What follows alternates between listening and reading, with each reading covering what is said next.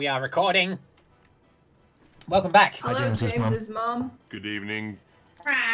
Boom. Hi, James's mum. Boom, bada bam bam, and here we are.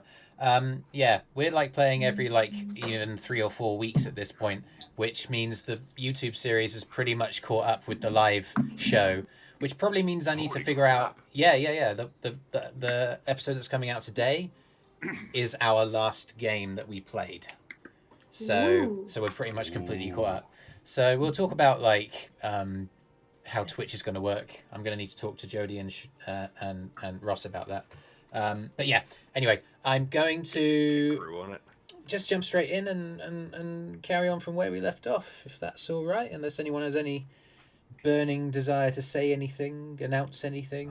No, I'm pretty sure that we'd defeated all of the Gnolls in the last one, and we were super great at it, and nobody died. That's true. Except all of the Gnolls. Yes. There was a lot of Gnoll death. All of the Gnolls. They're all dead now. Yeah. Every single one. They're extinct. And we found their secret treasure hoard full of thousands and thousands of GP. And also magic items. Yes, and magic items. I don't know why it was GP. It was platinum pieces, clearly. Platinum? Oh, yeah, sorry. I got the wrong color. Platinum. Let me just hang on. Let me just roll. And also there was These Drow have trouble seeing. And also there was a gold dragon, and he's my best friend, and... What? I can make a deception check for this. Now you're going to the bar, man. I'm just gonna roll. I'm just gonna roll. That's a no. 33 deception. That's a natural 1 insight, so apparently you win. No, I'm gonna carry on from where we left off. Genuinely was a natural 1. Oh, there goes gravity. Last time, the Dysfunctionals, you were on the road south from Trinstone, going around the edge of the Trine Mountains, seeking passage through to Trine on the other side, and you noticed while you were resting a couple of hunting gnolls. Basically leaving a trail for you to follow back to their Gnoll hideout, the epicenter from where a series of violent attacks on the village of Trinstone, where you've come from, have been launched. You decided to follow them and hunt them down, and in a series of tactical maneuvers which were as impressive as they were egregious and eccentric, you find yourself kind of wedged in, and I'll move some of the counters for you to just represent what's happening here. Wedged into one corner of this cave system with Brüz. You've just released a darkness spell that's completely enveloping the adjacent chamber, and all of you have kind of clustered around. Arthrin is kind of holding his side. He's looking a bit off kilter because he's been shot multiple times and then rapidly healed by his companions.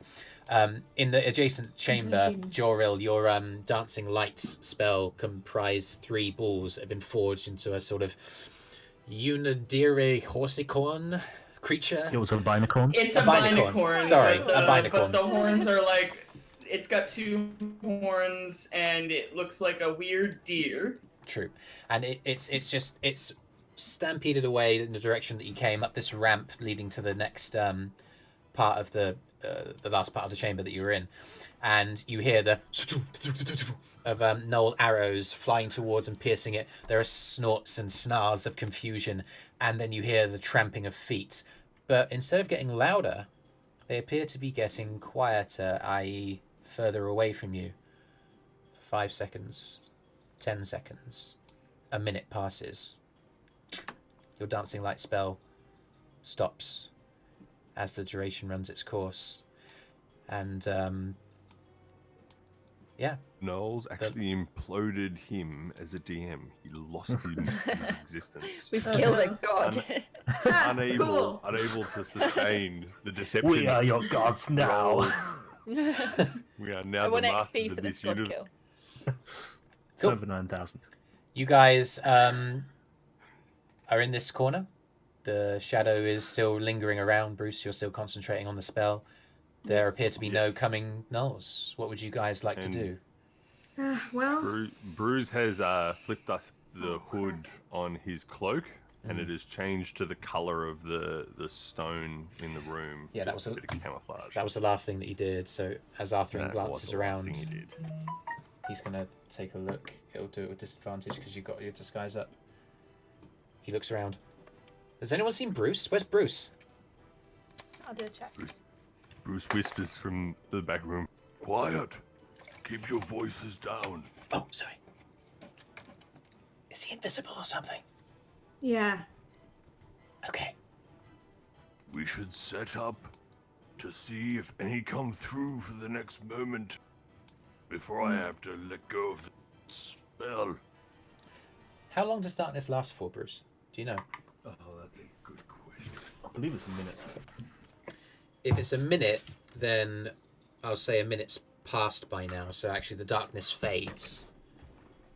Just bear with me. I would like It's up to to 10 draw an minutes. arrow.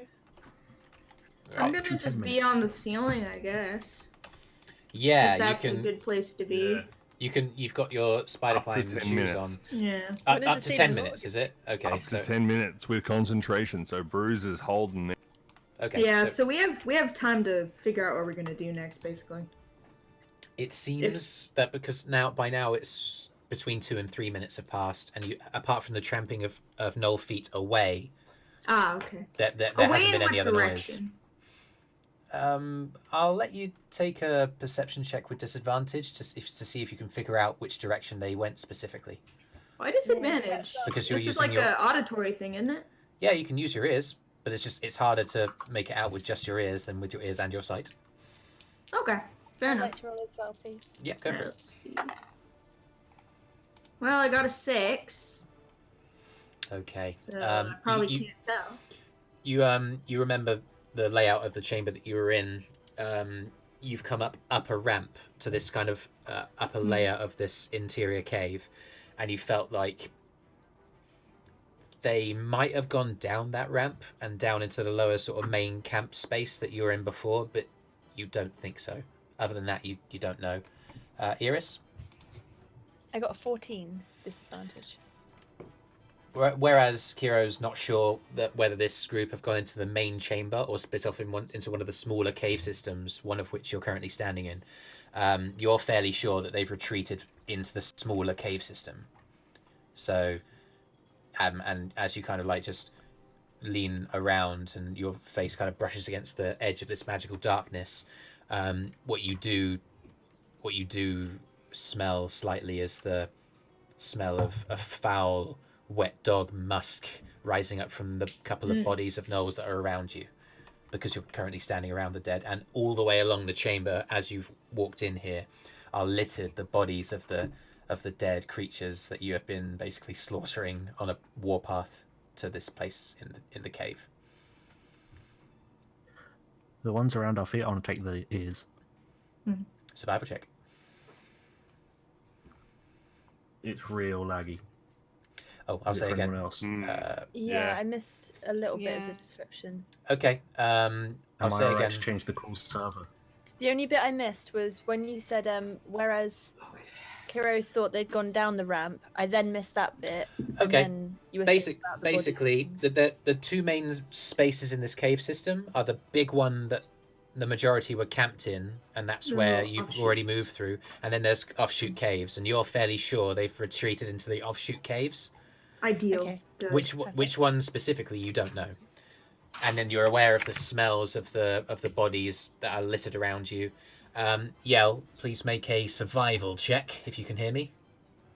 That is an 18. Okay, yeah, you're able to retrieve, let's say, 6 gnoll ears from the corpses that are around. Okay. I hand the Gnoll ears to Eirys as she has been collecting the others. Okay, yeah. Right. Eirys, you better be keeping count of those, because I'm sure as hell not. Okay.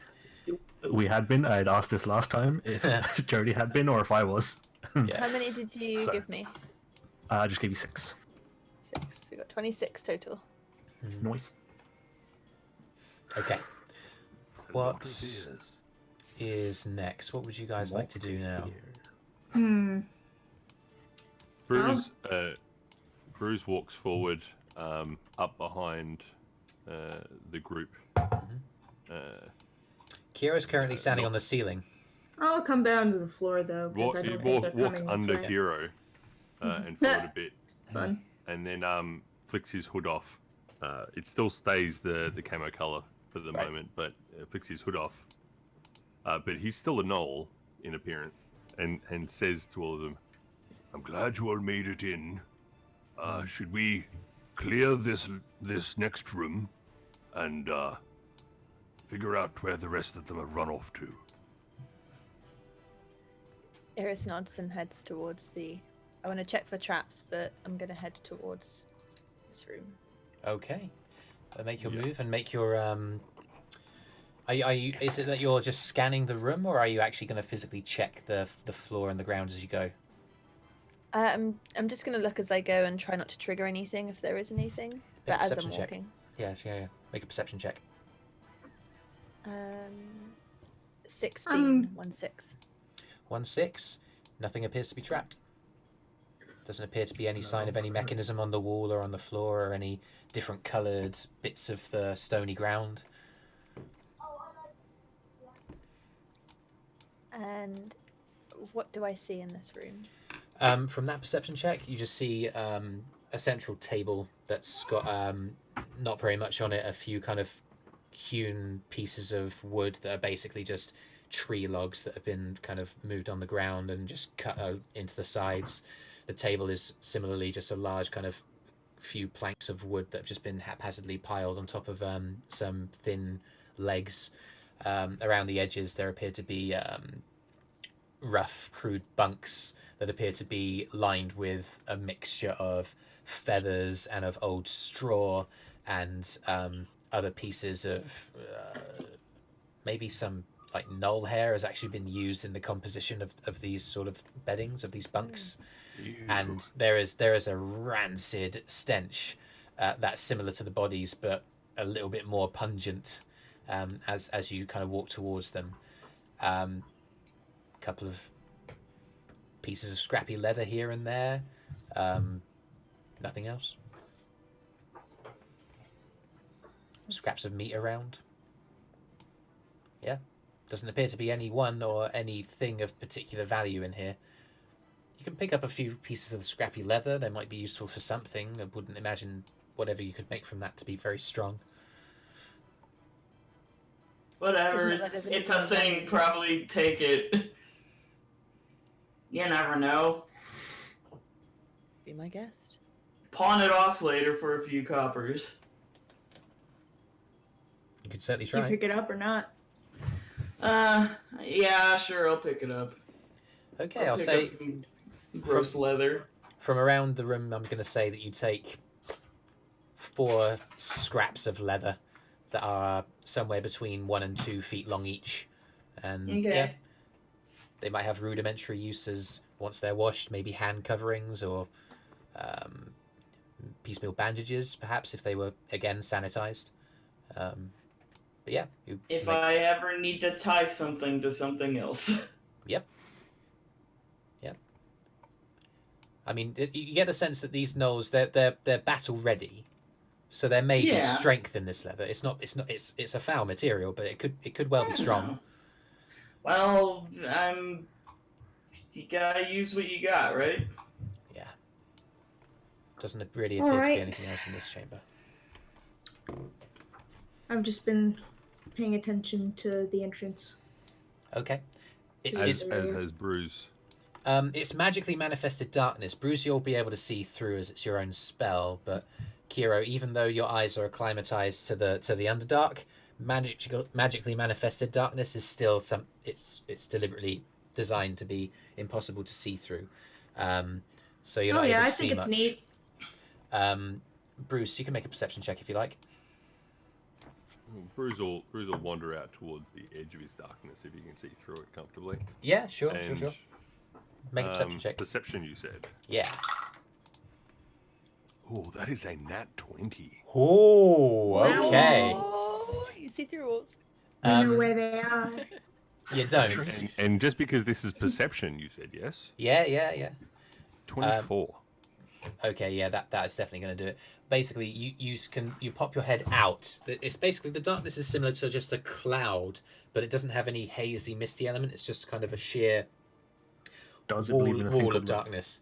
It just needs to listen to the rhythm of your heart, Arby. But Brüz, you stick your head out of the line of darkness and glance around, and your head reflexively kind of half buries itself back in as you see over here. Can you see where I'm marking on the map? Yes, I can.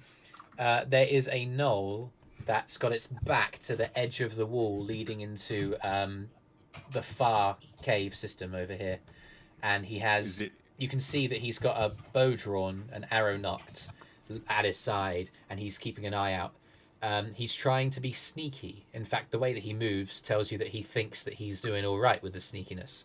But you've caught movement because there's as well as just the silhouette of his body being different from the rock around him.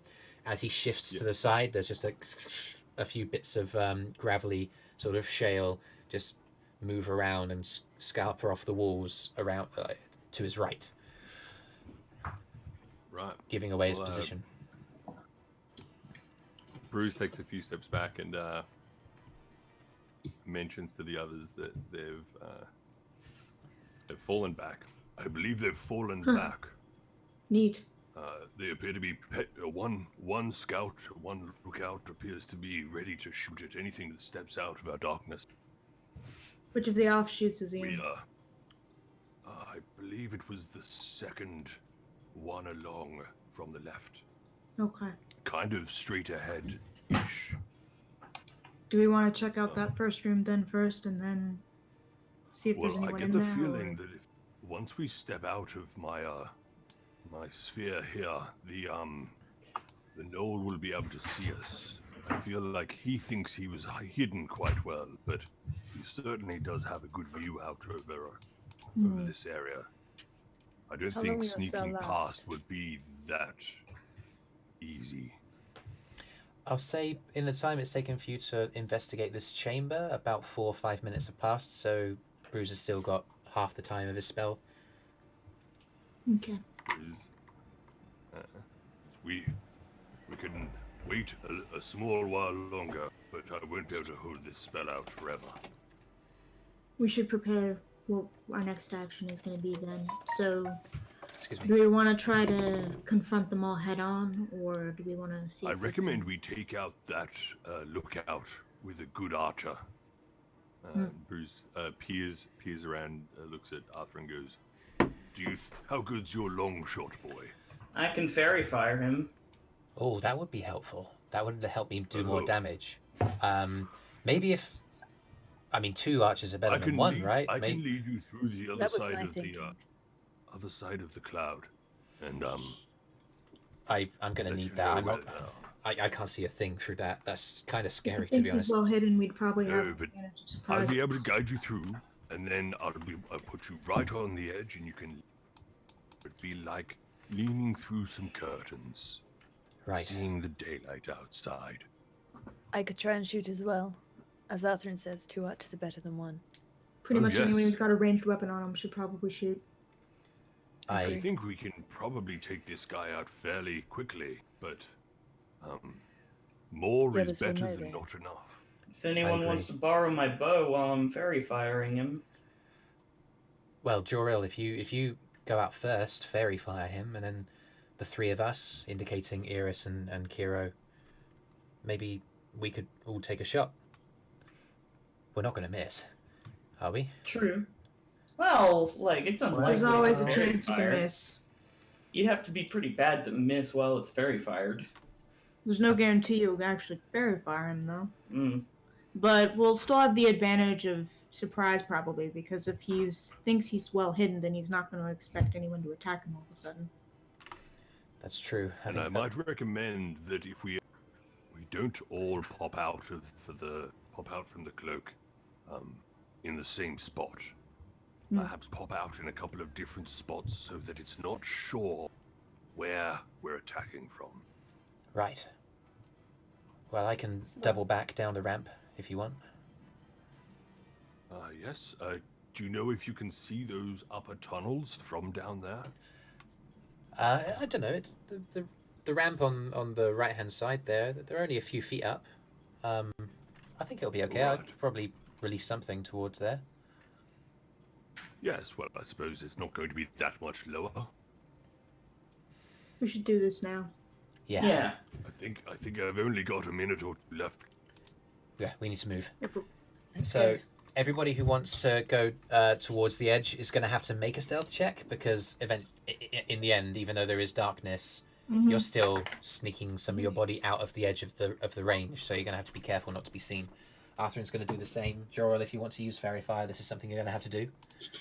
Yep. Okay, 29. 29 All is right. good. I'm gonna try to stay behind this rock though. Yeah, sure. Arthrin scores a 22. You'll need to come forward to shoot. 22 here. It needs to be around the edge of the circle. You've got to move some part of your body, or like your eyes need to go beyond the edge. Otherwise, you're not going to be able to see the target because it's too dark here.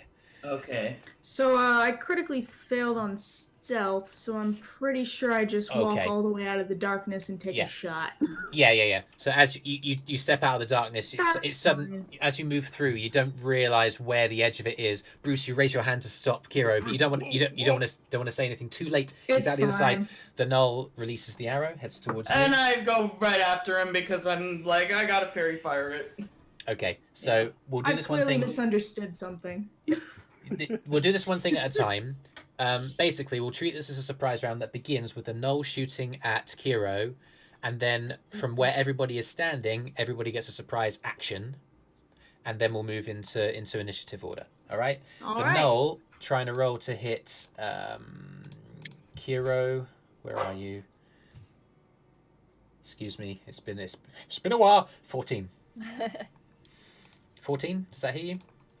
No. Yeah. Question. Yes. Oh, sorry. Go ahead and miss me. It releases the arrow. It clatters. You move to the side as it's whizzing towards you. It clatters to the sides of the wall and splinters into pieces immediately beside Joril. Okay. Joril's like, Sorry to That interrupt. almost sounded like vicious mockery. Like, go ahead and miss me. Yeah. Well, I didn't want to interrupt you. Anyway, so does this creature know it's not surprised? Is that correct? Well, it's been holding an action to fire as it sees somebody come out of the darkness. It has done, and so it can see it can certainly see you coming out of the darkness. You're the one it's shot at. So it's not surprised per se, but I'm going to allow everybody who's currently positioned to take their action. I'm asking because I'm wondering if my feature applies here or not. Does this count as has it taken a turn in combat if we haven't rolled initiative, and also is it not surprised? I'm gonna say it's taken a shot.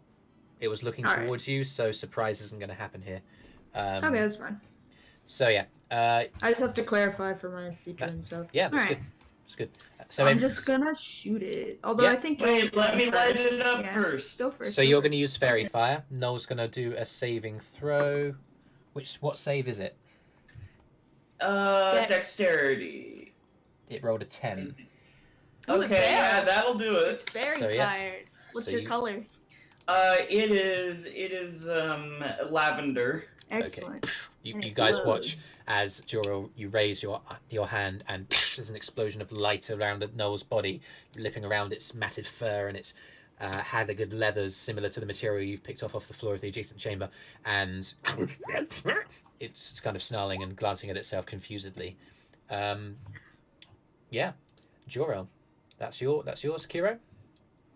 Does an 11 hit? Can I also back into the darkness right after? Sure. I'm gonna say no. Stay where you are, Kyro. Ah. Your 11.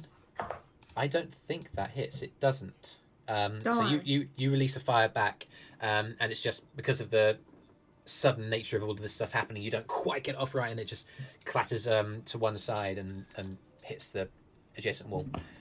Eirys. All right. Okay, I'm going to shoot an arrow at it if I may. You can consider yourself to be hidden, so take advantage. Can I use? She has advantage anyway because of the fairy fire. But can I move as well or no?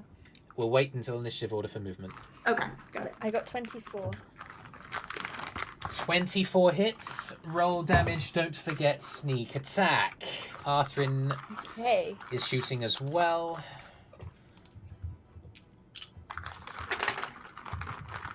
Just gets the armor class. It's a D8 plus a D4 for the sneak attack. What was your It's damage? 11 damage for me. 11 damage. Okay. All right. So Arthrin waits for you to release the arrow, and then follows through. In so doing, he benefits from his Colossus Slayer feature, which means he does 2d8 and a d6. Oh, flippin' heck! What? Good or bad? 2d8, 8, and the d6 was 5. Oh my So, god! as you guys, Ooh. yeah, fucking hell. Oh, it was useful for once. You guys watch. Oh, Arthrin's been plenty useful this campaign, motherfucker. Anyway, Yeah. you guys watch as Arthrin's Eirys and a Arthrin slayer.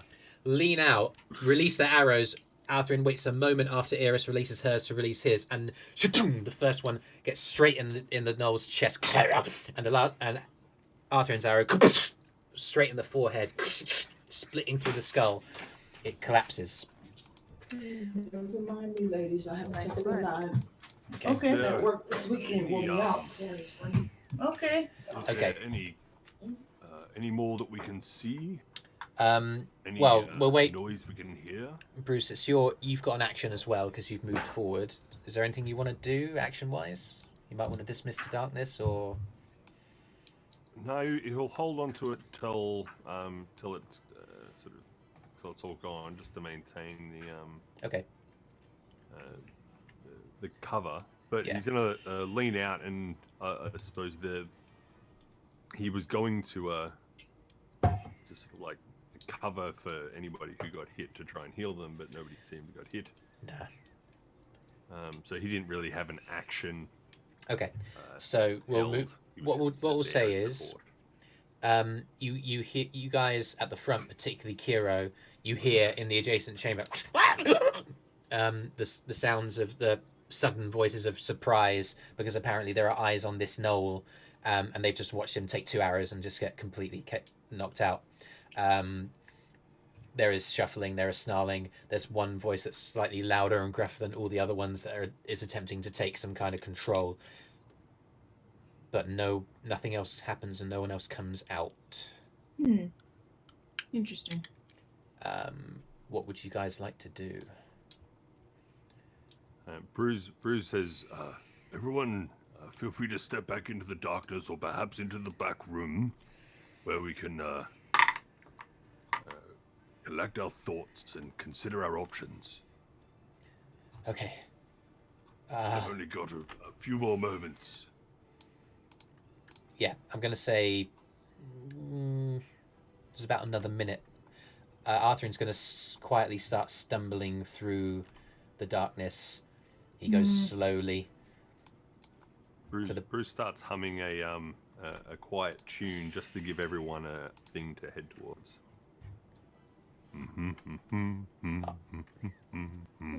Arthrin's left shoulder kind of scrapes against the wall on his left-hand side. Gets through. And as Arthrin steps through, There you are. Oh, thanks. As Arthrin Where are the steps... others? Are the other Drow coming Everyone through? Get back around the corner here. All right. Well. What'd you back me for? Oh, I was making sure you were paying attention. As the Drow turn around and make their way towards this cave, the darkness fades. So as Joril is walking in, the darkness fades. I'm just trying to freaking highlight it to delete it, the marker, because it's really hard to highlight. Sorry, oh my goodness. Sorry guys, I love you. We suddenly teleported into a wall for a second. Yeah, No. I know you're back. Suffocating in the rock. Between a rock and a hard place. Arthrin goes right up to Ella and kneels down.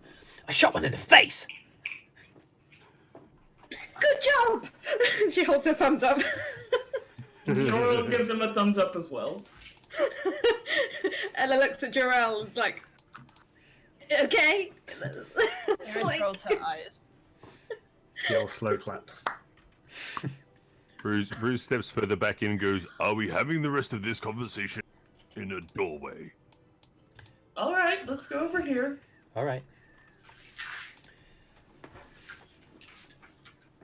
Someone should keep watch, right? I can do that if you want. Or Yelly, do you want to do it? I mean, Ella hadn't moved in. And there's no way that Yell would just leave Ella out there. Okay. Make a perception check, Yell. Oh God. Oh, nat 19. So perception plus 2, 21. Yeah. You don't hear the encroaching padding feet of the clawed sort of paws of the gnolls coming down the corridor, but you do hear again shuffling, bustling in the room that's further down. I think we should consider that they've gone on the defensive and that they might be trying to, you know, make a break for it, considering they've been hit pretty hard. I think they're We don't know likely that. to fortify. These They creatures could are. have been the opening guard. Yeah. Does anybody know how deep this cave goes? No, there might be a second exit. There might be a shit ton more. That's true as well. They are pack animals. They are not stupid. They've fallen back because they are afraid, and they're going to fortify. All right. If there Yeah, is they're not something- gonna funnel themselves into a tunnel just because They want to, that's where we want to are. defeat us. No. I get- We are a threat, and they are afraid. I guess what Brüz is saying makes sense. I mean, after all, how many have we killed? I mean, I've lost count of how many we've killed since we walked in. And we have 26 years. That's what I was saying. They might be organizing a retreat. Either that or they're holding up and they're going to make that one whole very defended. Yeah. Or maybe they've got something If to protect. that's the case, can't we like smoke them out or something? Yes, we could set fire to the entrance and smother them. I think they have to breathe. I mean, that's true. Rock doesn't exactly set a light, though. There's trees outside, aren't there? Out of character. We can get wood for that, right? I mean, There's benches down by the fire. I mean, there's what? Bunk beds full of fur. that's true. and straw. Yeah. Joril takes out one of the bits of leather and tries to prestidigitate it to like set fire and Fur is see way if more it's flammable. see if it's at all flammable. Yeah, make an Arcana check Alright. to see how effectively you're I mean, able to manifest the flame. prestidigitation can start a fire. If So The material is burnable. Yeah, if the material is burnable, and what I'm suggesting is the material is kind of on the cusp. It's a little bit damp. It could set alight depending on how effective you are at manifesting the magic. So if you Okay. yeah, I guess so. Let's see. He crit, so that There maybe you go. isn't the best time to crit. not at all. You manifest the magic, prestidigitation, sparks start flying from your fingers, and as you hold one of the strips of leather that you've got out of your backpack, it actually makes quite a merry little fire. A few seconds later, it's starting to nip at your fingers. He puts it out with his foot. Yep. Okay. But Fling it that's to the the floor on his foot. gist. Yeah. It's burnable. So he's come to the conclusion that there's a bunch of scraps and stuff that can be burned. Yeah. I mean, they're not just going to let us do that, but it's an idea. No. Well, we've got an entire room right over there full of stuff. Because if they try to stop us, they'll have to come through, you know, a narrow hallway, and that means one at a time. And, you know, we can kill things one at a time, easy. And we still don't know if there isn't another way out of there. We may be just setting a fire for the sake of setting a fire. That's true as well. I mean, it's just whether or not we want to guess. Hey, I What's think our other someone option? Earlier suggested there was another passageway just to the left on the way out, before that Gnoll's corridor. Perhaps we could check that one first. that's a good Yeah. idea. Do you think it might all link up? There's only Why? one I way mean, to it's find out. possible. What Want would me you to guys go like to ahead do? and check? I mean, sure. Are you okay with going on your own? Sure. I'll go along. Does anyone I need still, long I still look like a gnoll, don't I? I still And he have it. waves his hand Ah, in front okay. of his Well, face. never mind. I mean, still I don't look think like an a hour's node. passed, right? Yeah, that's true. How long is disguise self? An hour long? No, Yeah. Longstrider is. Long stride. Although, Okay. I Yeah. guess disguise self is as well. So yeah, we're dealing with maybe 15, 20 minutes. So you still got that disguise for quite a while. Yeah. Okay. So yeah, you guys can however I many people wonder, want to like, head in. I also have disguise self. Can that make you look like a gnoll? Yeah. You know what they humanoid. look like. You can definitely do it. Huh. Brüz is already doing it. I think maybe it'll even make his disguise more believable if he's got other gnolls with him. If you want to do that, then you can. Hmm. Okay, I'm gonna try it. Alright. Okay. So Joril, Like I just thought of something that'll make your disguise more believable, and he makes himself a gnoll. I'm just gonna let you guys be a Well distraction. done, that's really good. Be prepared to And I'm gonna have him roll a performance check to see if he can at least mimic the noises they make. I wouldn't draw attention to yourself right now if you don't Just want like I not would too say much. And he's they not doing suck. it loudly. He's just practicing. okay. So I got an 18 on stealth, and I'm just gonna start His making my way practice down this way. performance at being a gnoll is he rolled like a 22, so he's great. Cool. Okay. So if the three of you are all going down the same tunnel, is anyone else going? Just We're slowly. scouting. Just you Okay. three. I'm going Um, to, if I may, I want to stealth and just perch myself behind this rock and just try and keep an eye on Ah, the thank whole you. area. Go for and it. Movement or anything. Okay. So make your roll. 22 from Kyro. Who else? Everybody who's going in this chamber needs to make a stealth check. I got another 29. 29. Okay. There it is. Sure. You can see in here, Joril. Sorry, Kyro. Or Joril and Yes, Kyro, actually. Into this chamber.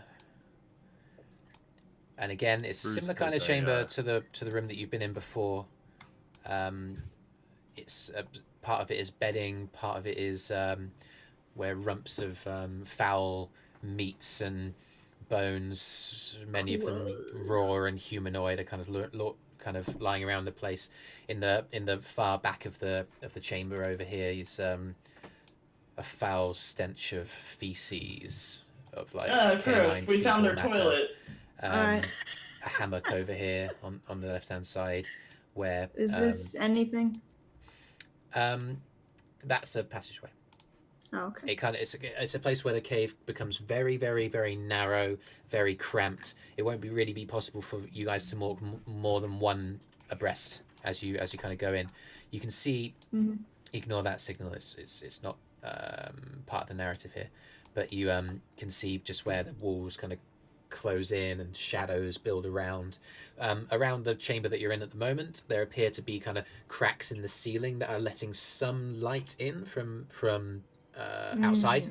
So you feel like this isn't actually very deep underground. It's actually quite close. But here you can see the cavern starts to shift downhill, and the shadows around mean that it will be difficult to see. I'm gonna press forward and see if I can see any further down the passageway. You guys Just don't about. necessarily need to come with, but you can. I'm Brüz just will keeping an eye. keep Oh, keeping this him looks like marked it goes pretty deep. It does. It goes far, far in. Do you want to follow it? Okay. Yeah, I'll try to be quick. Make another stealth check Well, if you're going down.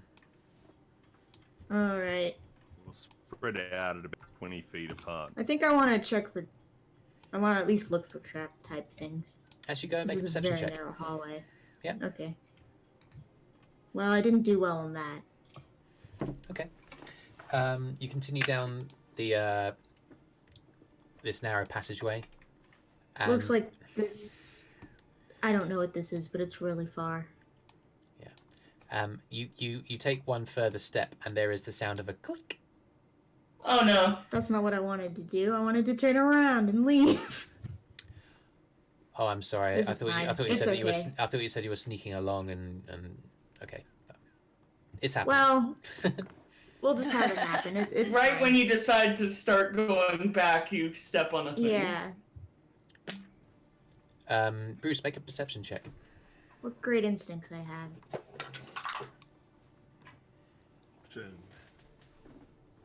19 plus 4, 23. You can hear the sound of grinding stone behind you. Ah! Let's start running, guys! It's behind Bruce us, though. It's swings the way around. we came. Fuck. Bruce swings around to look behind him to see if there's anything approaching. It's a stone trap. I know Yes, it. there's a door that's rising from the ground up to the ceiling that's slowly sliding. Kyro, you look ahead and you can see the same thing. Wait, what? Bruce calls out retreat. By sliding, do you mean like a Retreat. door? There is a either end of this narrow cave. There is a door on the bit that's marked with a little S symbol, and at the moment they are currently moving up. I need everybody to make. Okay, I'm gonna run to there then. Okay. Huh? Bruce Bruce, is like going to hear try and find anything anything that from where- might slow the Eirys, process of the perception door. check. I'm going to say that Bruce, you've used your action to dash, and Joril, you've used your I'm gonna action to as dash. well. Okay, as you're running, as you're running, make a dexterity saving throw. I rolled Alright. 25. Okay, Eirys, you can hear the kind of rumbling of movement deeper in the cave, and more importantly than that, or as importantly as that, you sort of detect more than hear a kind of shift in the sounds from the gnolls in the adjacent room. You kind of hear a gruff, loud, kind of booming, deeper, dark gnoll voice sort of issuing some commands. And yeah, that's what you're aware of. You three, your progress appears to have been barred. And yeah, you're currently back in the chamber. Oh, Oh, that's cool. nice. Do I Well, see we it? don't in know what the that- corridor? I guess it's better than being stuck in a room full of gnolls somewhere. Well, no, it's fine because now we know that this room's blocked off. True. At least until they unblock it. And we'd probably hear if it was Yeah, moving exactly. around. So we just covered a base, I guess. You hear around this room, like emanating from this stone door, They another- also know where we are. another clink, and the door starts coming down. The one behind us? Yeah, the one that you've just come out of, Oh, okay. Oh. as in this door here. Excuse me, That's the interesting. one that the trap that you've just triggered. It is reopening again. Huh. I don't want to mess with that. I might want to mess I with say it. we call the others into this room. Why? Fair enough. Because we're moving forward. We're True. closer to the other corridor, and we have this back passage that might still be useful. Mm-hmm. I mean, we know where the door switch is. Oh, do we? Oh, that's handy. What? Well, I stepped on it. Oh, true. I know where it is. Yeah, let's not step on that. Yeah, unless we need Bruce- to. Bruce grabs the big table. Okay, yeah, there, yep. and tries to flip it on its side to sort of create a bit of a Okay, make an Cover athletics. zone. Yeah, shield. make an athletics check. That's very useful. Can I help him? Yeah, you probably should. Yep. Oh, you got an 18. I'm gonna go Plus- grab the other people plus while they're 0. doing that. If you want to help, Joril, you can make a check yourself, or you can give Bruce advantage. It's up to you. Well, I got a You might want to just give him advantage. 17. Never though. mind. I mean, Good job. Plus- 18 and 17 is good enough. Yeah, the two of you grab either side of one of the edges of this table, and it clatters down. And as you do, it echoes down around this room and around the entire cave system, making a fair amount of noise. And Bruce, you pick this up. You hear a kind of the sound of snarling from within the cave system as the door fully opens and the stone door that made that trap is reset. They're gonna be in that corridor. You got Fairly anything certain they're going that? to try and come told back them- on us this way. Yeah, I tell the others that we're to group up. We're pushing forward. Okay. So, Eirys, Ella, Yell, what are we doing? Following. All right. Still stealthing. Yeah. Okay. If you want to stealth across, make a stealth check. I already did. I hadn't moved. Okay, sure. Unless Yellow Arthrin. Arthrin actually is making quite a lot of noise. His leather armor is shuffling a lot as he moves, and he isn't being particularly careful with where he moves his feet. He's more focused on getting to where he's going. It kind of starts to irks your nerves a little bit as he moves behind you. Oh, I rolled a Did you get the 3 cozy arm? on that stealth. 3. Well, it was a nat 1 plus 2, so 3. Oh, and that one. You stub your toe, big time, and it's like it's really hard. It's really hard to stifle the yell of sudden unexpected pain on one of the small rocky outcroppings of this chamber. And if the gnolls couldn't hear you before, they know where you guys are going now. Yeah, so that you guys can see this table here has been overturned that provides some degree of cover. You see Arthrin kind of stay plastered on this back wall here. You guys can make up your positions, and in the next few moments, a group of gnolls is making its way down this back kind of tunnel towards your position, having been alerted Very by the cool. triggering of the trap. I suggest we find cover, we set traps, we wait for them to stumble out. Yeah, it works for me. What if they try to pincer us? Well, we need to keep an eye on both. Keep them in that tunnel. It's narrow as hell. True. True. I feel they're getting closer. I'm gonna prepare an action to when it steps past the door. I guess I'll try to attack them. Is there Okay. anything flammable in Hey. the room that we can throw There's into like a that? hammock thing over here, right? Yeah, there is. Yeah, I'm gonna grab that and, like, I don't know, dunk it in the fire real quick and get ready to just throw something that's on fire at them. Okay, I want you to make. I mean, it's easy enough with your rapier to just cut down the hammock and it goes on the ground. Yeah. It's lying there at your feet. You can pick it up and try and throw it in the embery coals in the middle of this room if you Yeah. like. So make an Yeah, effort. and I recommend getting help from y'all. okay, I kind of like, hey, Yell, help me with this. I aid. Okay, make a roll with advantage then. I crit. Yeah, you pick it up and you throw it in. I've been critting at fire lately. Good job. Yeah, you're literally on fire. It's you're not actually on fire. You throw the hammock in, and the coals, which were practically dead because they hadn't been tended to for like about 15 minutes now, and they weren't. It had been a long time since any gnoll had tended to it this morning. I guess The coals one of the managed gnolls to spilled spark some somehow. booze on their bed. Yeah, and or the coals had traces of something flammable in, and they were able to and you watch as the hammock catches and really lights up, and this brazier is now illuminating this room quite remarkably. And as soon as you do that, I'm going to assume everybody has a held action. You hear a loud echoing around, and then Their pins. as an action, these gnolls are going to take a turn. Let's roll initiative. Actually, as you hear that roll, you kind of brace yourself for the combat. So Right. everybody roll initiative. It's about to smell really bad. It is. Got a 13. Okay. Natural You can 20. you can modify your own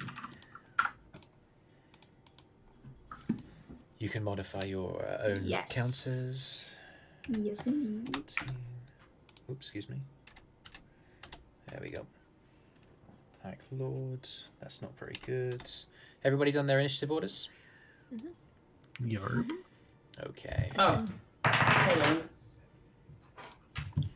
All right, nice roll, Yell. Nice, like it. I got a nat 20, yo. Very good. Nice. So, Yell. I did not as great today, but Okay. there we go. I'll give you the turn over the Gnoll. You guys hear the echoing howl around, and the approaching movements of the Gnolls becomes a run, a sprint, a getting towards you. And as Arthrin kind of cocks his head and yells, "Oh God, they're coming from both directions!" Yell, it's your turn. What are you doing? Yeah. I'm holding action. What are you going to hold? Hello? We could always move the table in front of the entry. Wait, hold on. Which one do I hold? Which one do I hold? That is an option.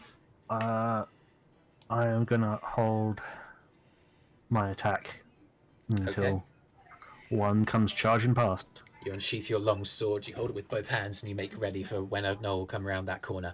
Eirys, what are you doing? Okay, I'm going to... From hearing Arthrin yell that and seeing we pretty much have this side covered, I'm going to run over to here. Okay. And I'm going to hold an action, which is going to be an arrow, until one of them is in my sight. Okay. Holding actions. Yell has his sword held up to the ready. Eirys sweeps past with bow drawn, arrow knocked. Whoops. I accidentally muted myself. Ella.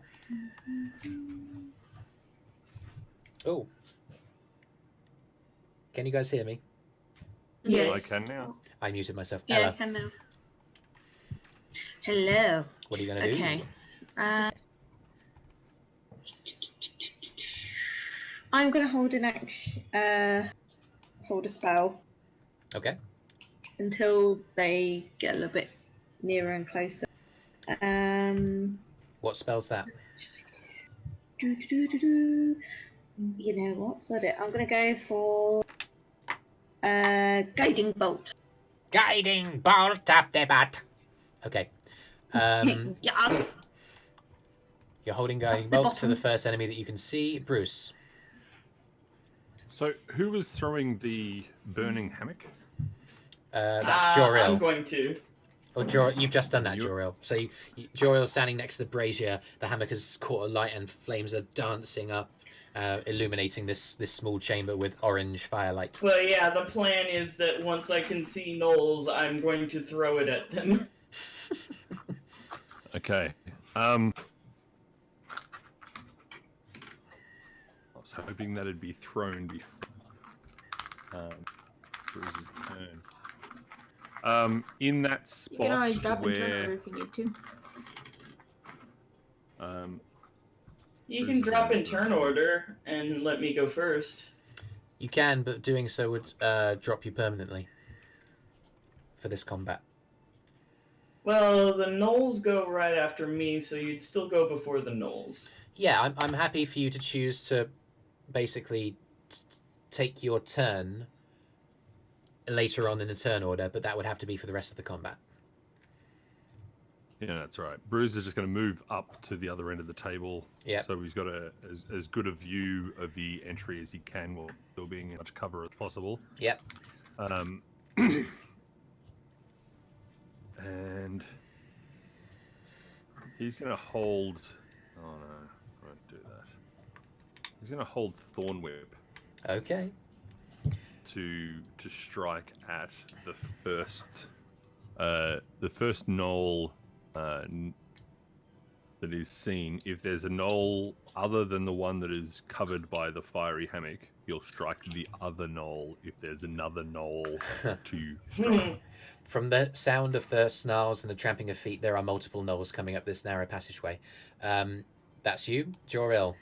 You're standing beside the burning brazier. The hammock inside, catching quickly. Can I see any Gnolls? You can hear him down the passage. You can hear them down the passageway, but more importantly, you can just about make the movement of bodies in there, and you recognise them as gnolls, but it's difficult to see. They'd be considered in half cover.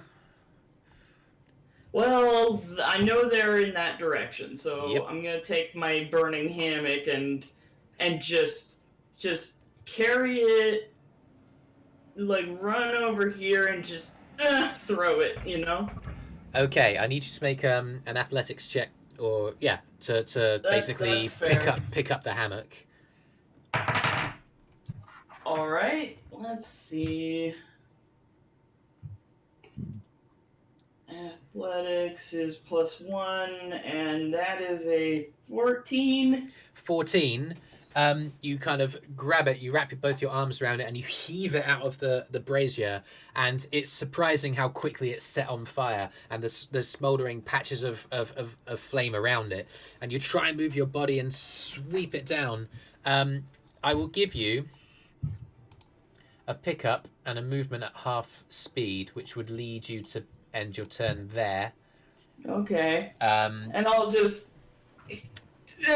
well, it'll at least have like a fiery barrier they have to go through What's your in order to get close to us, right? What's your strength score? Let me check. It's 10. 10.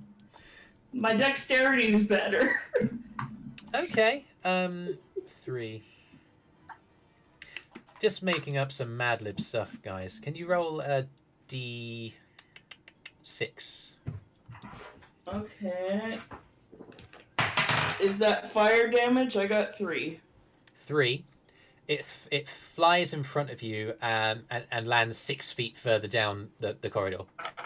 Okay. It's a big hammock. It's a fairly sizable piece of sort of tarpaulin sort of That's material. fair, but And the point is there's a big fiery thing they have to get past, and they'll probably like have to tramps over it to get to us. It'll at least maybe annoy them. Okay. So that's your turn. I'm going to say because you were carrying a heavy item, you are encumbered, which means that you've used all of your movement. You've also used your action. That's where you end your turn. Got it. The gnolls will take their turn. 5, 10, 15, 20, 25, 30. Running around the edge here.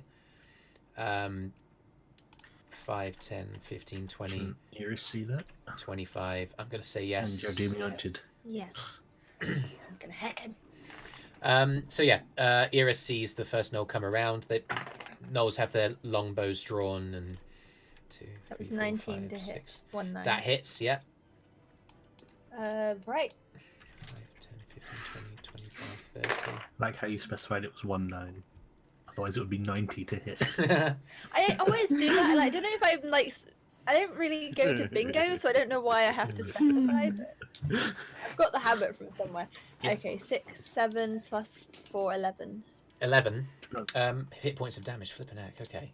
Let me just double check. That was. Yeah, it's plus 4. Yeah. Okay. Yeah. The one gnoll comes around. You release the arrow. It takes the hit. It's going. The two that are around, they see that you're there with your bow drawn. I'll say, what's your current armor class? Oh, 15. No, 15. Just 15. Okay. I'm gonna say that you get a 2 extra bonus. You get 2 extra bonus to your armor class because you are kind of pressed up against the wall, which means that one of them that did roll a 16 to hit you misses because you are up against the wall. It clatters against the wall an inch away from where you're kind of pressing yourself, but one does crit and hit you square in the clavicle. Can I use Uncanny Dodge? You can. So Okay. let me just check what the gnoll does with a longbow. It's 1d8 plus 1. 5 is double to 10. Hold on. He crit, didn't he? He did. Better still, man. I'd use luck. Let me just check I've got luck since last game. Yeah, you do. You do, and you can get him to I haven't reroll used any. by spending a luck point. So would you like to do Yes, that? please. I would like that very much. He roll that again, and would you know it, he gets an 11 to hit you instead. So Yeah. I'm remembering how to play. Yeah. Nice work.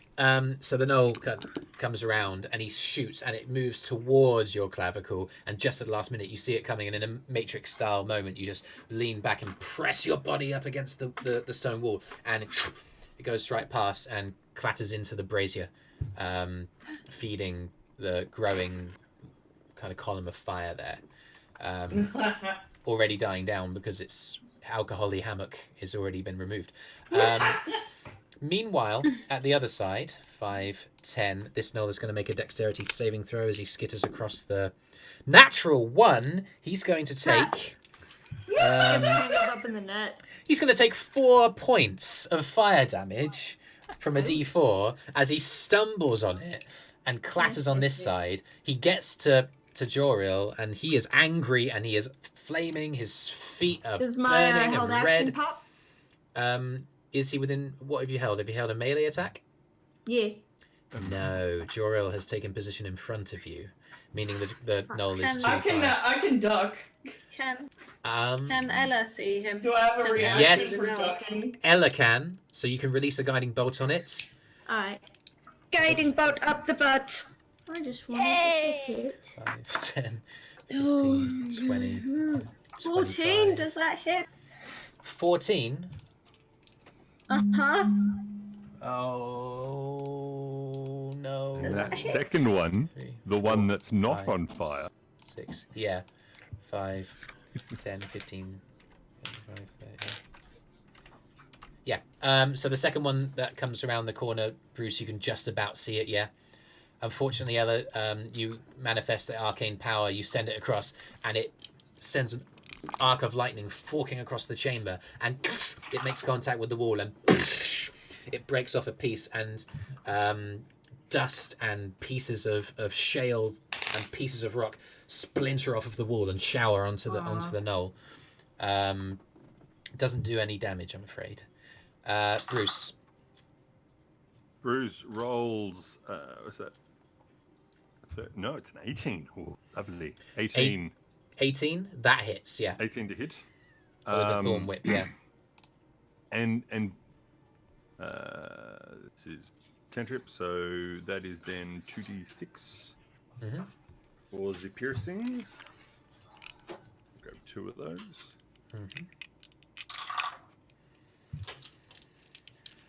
And that is 2 4s. All right, so 8 hit points of damage. And he is then pulled 10 feet towards me.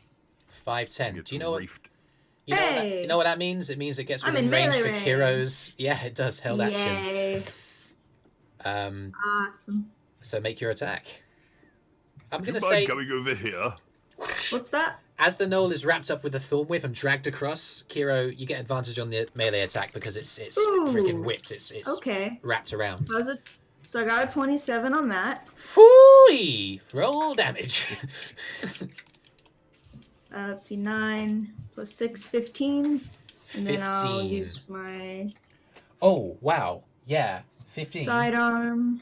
It's not necessary. As Oh, you can as I you do that? as you Okay. thrust out with your I was first just saying. attack, it kind of moves across and you swing, and it's just at the right angle and right level to lop off its head. Very nice. So Brüz, you're currently, your whip is currently like grasping onto the dead body of a Gnoll, a headless body. Ew. Yeah, he just reefs it and pulls it to the ground and releases the whip. Yeah. It just slides on another few feet and lies still. Cool. That would be the Gnoll's turn. Kyro, having released that held action, it's your turn. What are you going to do? I'm gonna tap my brother's shoulder and tell him get to cover, and then I'm gonna attack this nod. Gnoll in front of me. Make an acrobatics check. Okay. Because Can I ask why? I'm depicting that you are going to vault yourself over your brother's shoulder. Okay. I mean, yeah. I mean, all right. You're not I'll saying that probably that's what you're pass. doing, but yeah, you'll be fine. Make an acrobatics check. Okay. I'm forcing you to do something, so take advantage. Okay. Thanks. I'm forcing you to be cool, so. Wow. What a compliment. Okay. I like So I ketchup. have to. That's my favorite condiment. 28. 28, yeah. So you tap your brother Joril, your head goes round, your brother says, get out. He grabs onto your shoulder and vaults I across. say go to cover. Get to cover. And Get covered. I'll give you the sneak attack because the momentum that you've just vaulted yourself across your brother's shoulder will give you like the advantage, the momentum to strike hard on this gnoll. Oh, cool. In that case, am I in a place where I could hit 2? If I get rid of one first? Yeah, target the first one first. Let's see how that goes. All right. So roll to hit with advantage as he's stunned because you've just like vaulted over your brother's shoulder. 13. Ooh, not quite. You vault over your brother's shoulder. The gnoll suddenly stunned, raises his spear. You clatter onto its body, and it kind of forces you off itself with the long end of its spear. All right. How's an 18? 18 is better. That hits. You thrust out with your second blade and cause damage. So that's 8, 9, 11, 12, 13 points of damage. 13, yeah. As you thrust out and cut across its side, as you land off, it's not expecting such speed, and yeah, it takes a mighty blow. It's looking pretty haggard. But those are both of your attacks. Anything else? That's all I can. Well, yeah, I'm gonna go get cover. I'm gonna stay here. Yeah, I forgot. Okay. Nope. Okay. I'm engaged. I'm here. Okay. Well, no, I'm engaged. So you're going to move across there. You're still within range of the... No, that's okay. Arthrin is going to turn around. He's going to move back to get a square view of the Gnoll boy, and he is going to take a shot. Which is going to miss. Arthrin's turn is done.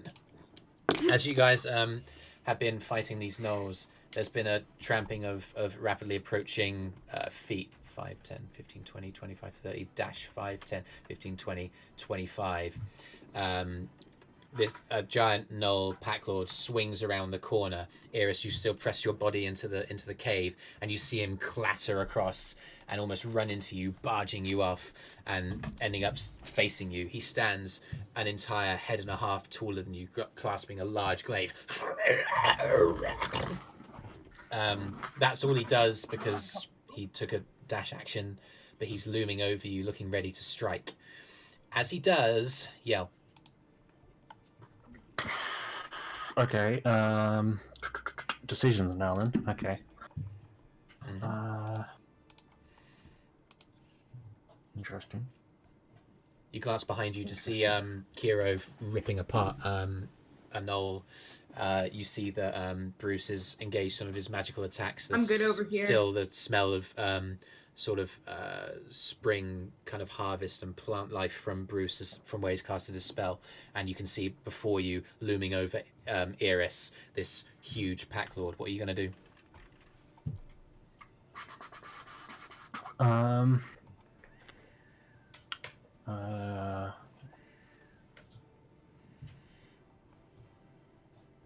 does hit those. I'm gonna run there. Okay. So going through Eirys. Yeah, you run straight between Eirys and the pack lord, and as you do, he thrusts out and tries to get a hit in. So before I start running, I start tapping my feet to a beat.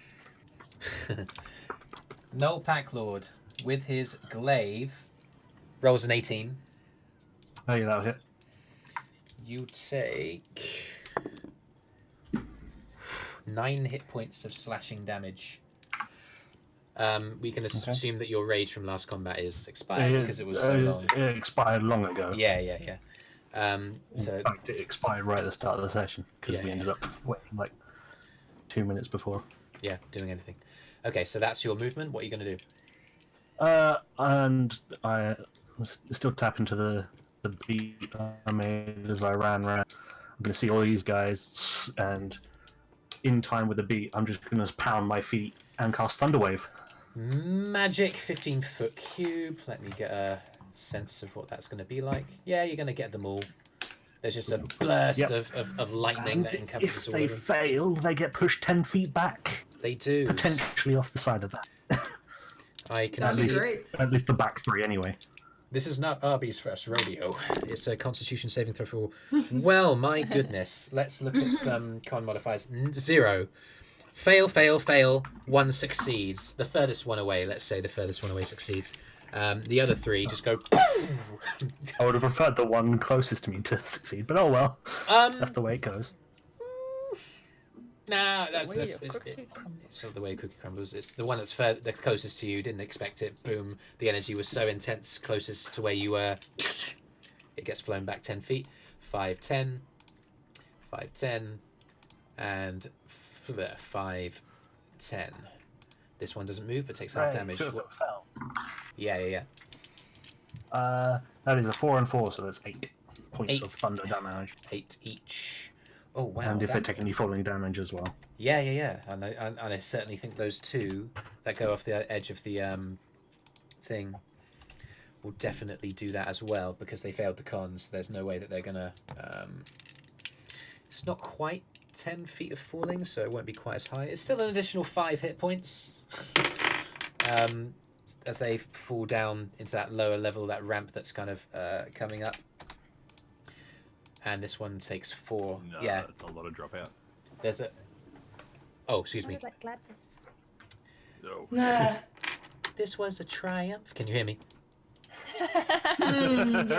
Yeah. You're doing very That would have well. been amazing. Quite a different genre, I believe. Yeah.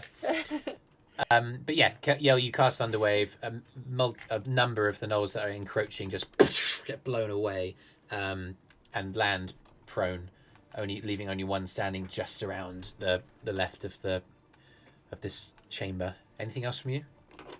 Okay, we had some technical issues. I think we're okay. It's the end of Yell's turn. Sorry about that, guys. Is there anything else, Yell, you wanted to do as a bonus action? Oh no. Let's take a I note. think that was a do I want to do anything for my bonus action? I keep on dropping out. I'm If really it sorry. was- Certainly like it. Yeah. If it was, it's going to be turn around to look at the big guy. Actually, Yeah. probably take a step back to I'm in combat with him as well. Okay, so yeah. that Eirys gets advantage. And still tapping my feet to the beat. Hello.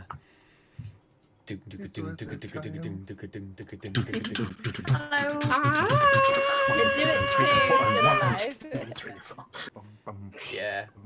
I was thinking it was more to a 16th beat, so it was a 1 and a 2 and a 3 and a 4 and a 1 and a 2 Okay, and yeah. a 3 and a... One and a 2 and a 3 and a. Anyway, Eirys, you are on for your turn. You've watched Yell blast away a bunch of gnolls and turn around. What are you going to do? I'd cut in the action the fuck out of it. Oh, sorry, me. Oh, Yeah. Yeah, like a gnoll Sorry. was right in front of you. I mean, you do you. I No, thought he because also doesn't have a reaction. You can run without disengaging. It's fine. I thought you were going to be like, what's the word? Being mean I to the null guy. I didn't hear what you said to him.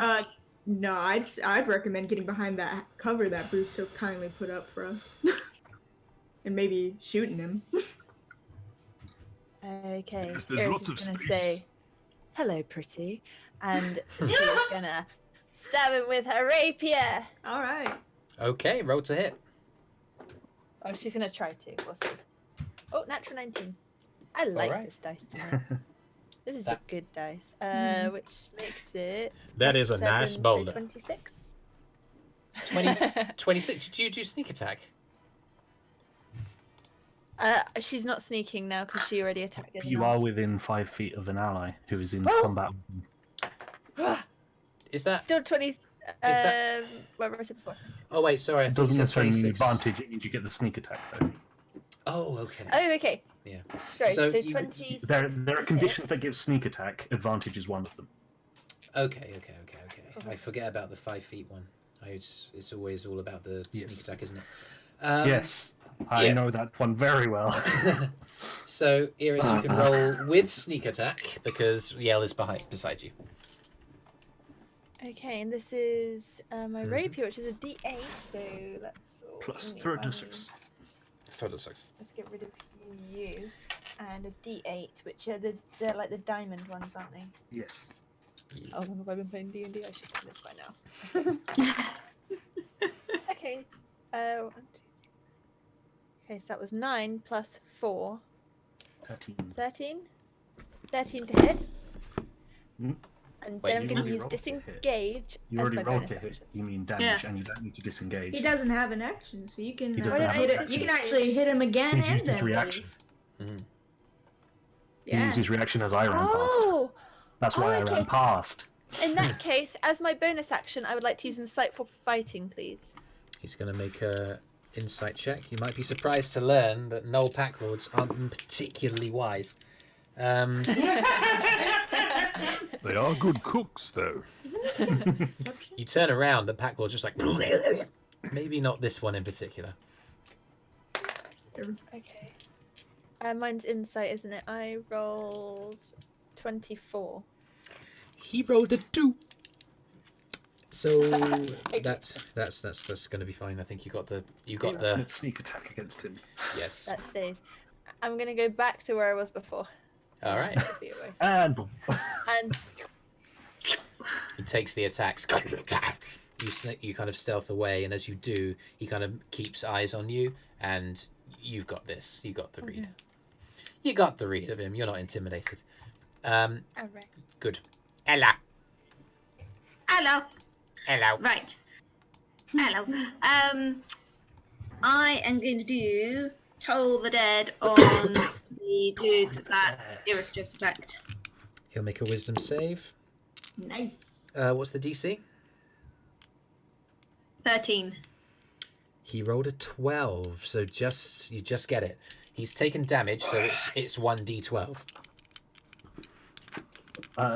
Is it 2d12. cantrip? So it's 2d12. Yeah. Oh, yeah, 2d12. sorry. Fifth level. It's beefier now. Powerful cantrips, baby. That's Now true, it- man. 2d12, that's a lot of damage. Yeah. A lot of potential damage. It could be 2. Okay. Yeah. 24 potential damage from a... Hey, it's better than 1. Yeah. It's alright, it was 11. 11? Yeah, Hey, that's pretty Pretty good. good. Well, there's around a average. loud cracking sound as you raise your hand and clench your fist, and yeah, his neck kind of like stiffens and his head jolts to the side as blood starts pouring down from the thick matted fur on the top of his head, between the kind of lines of hair and his eyes and around his nose dripping off. It did something. Anything else? You can move. There's a bonus action if you want to take it. Yep. All the up. I am moonwalking backwards up against the wall.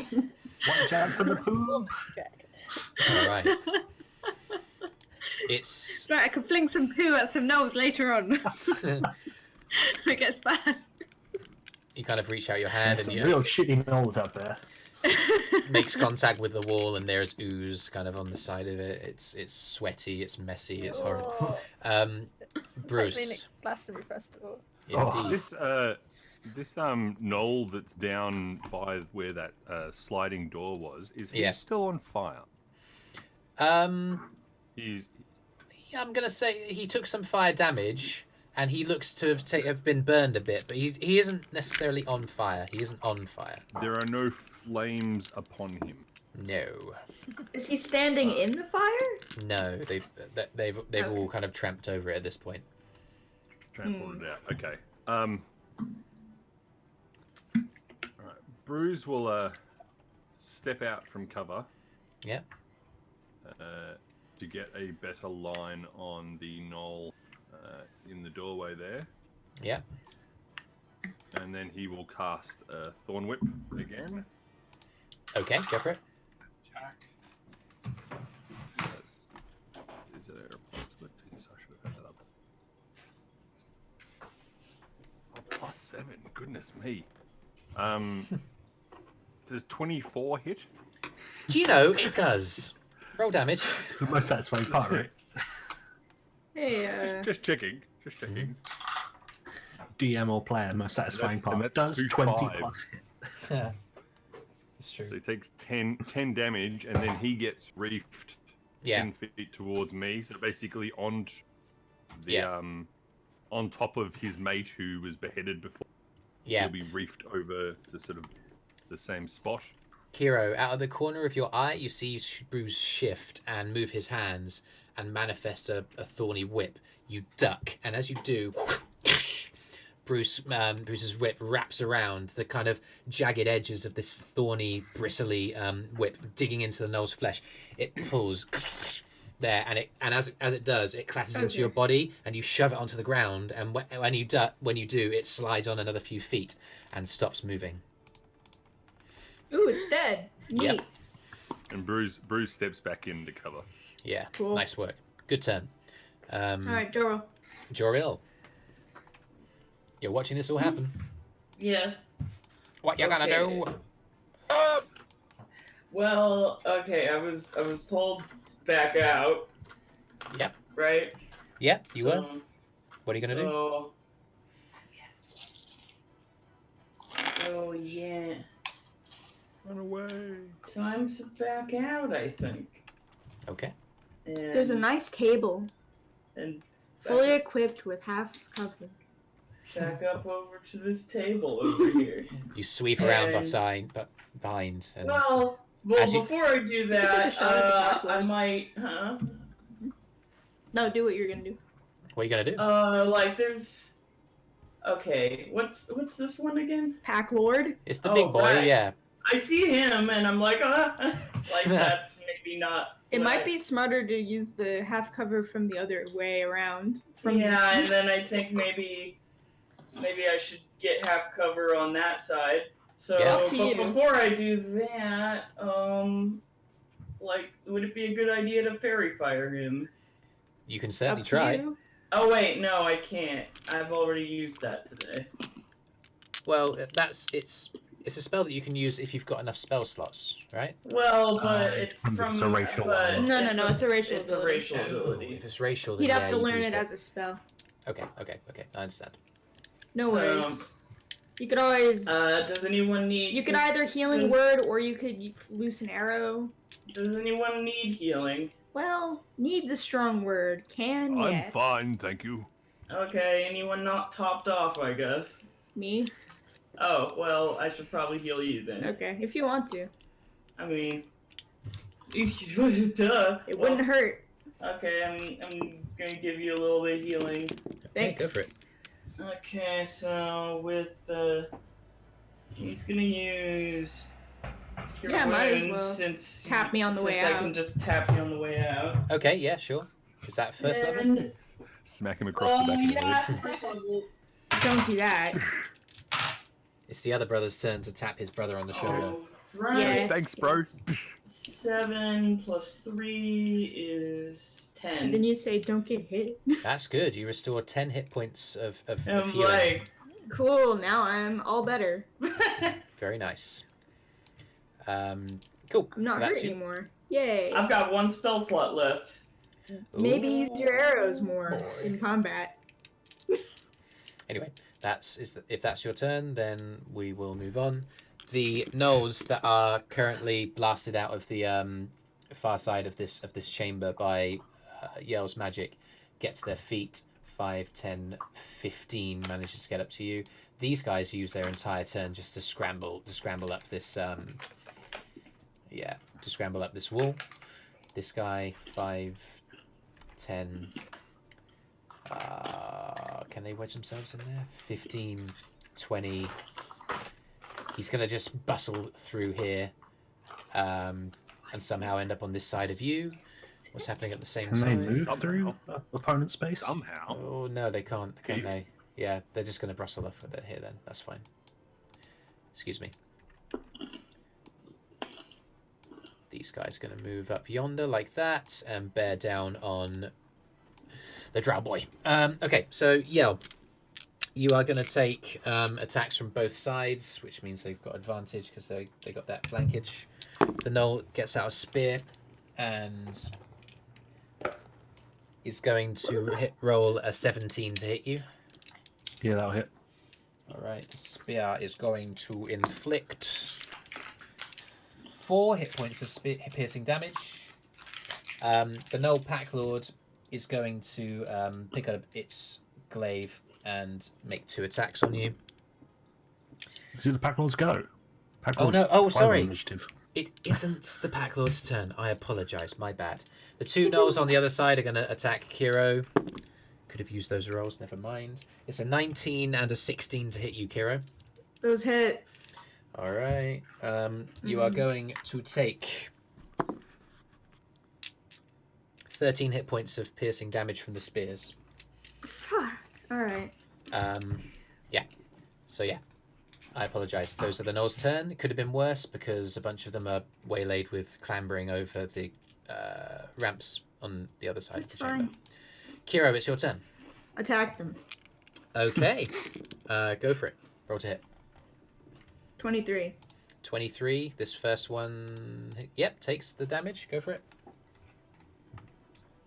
19 damage. Whoa. Why do you have sneak attack?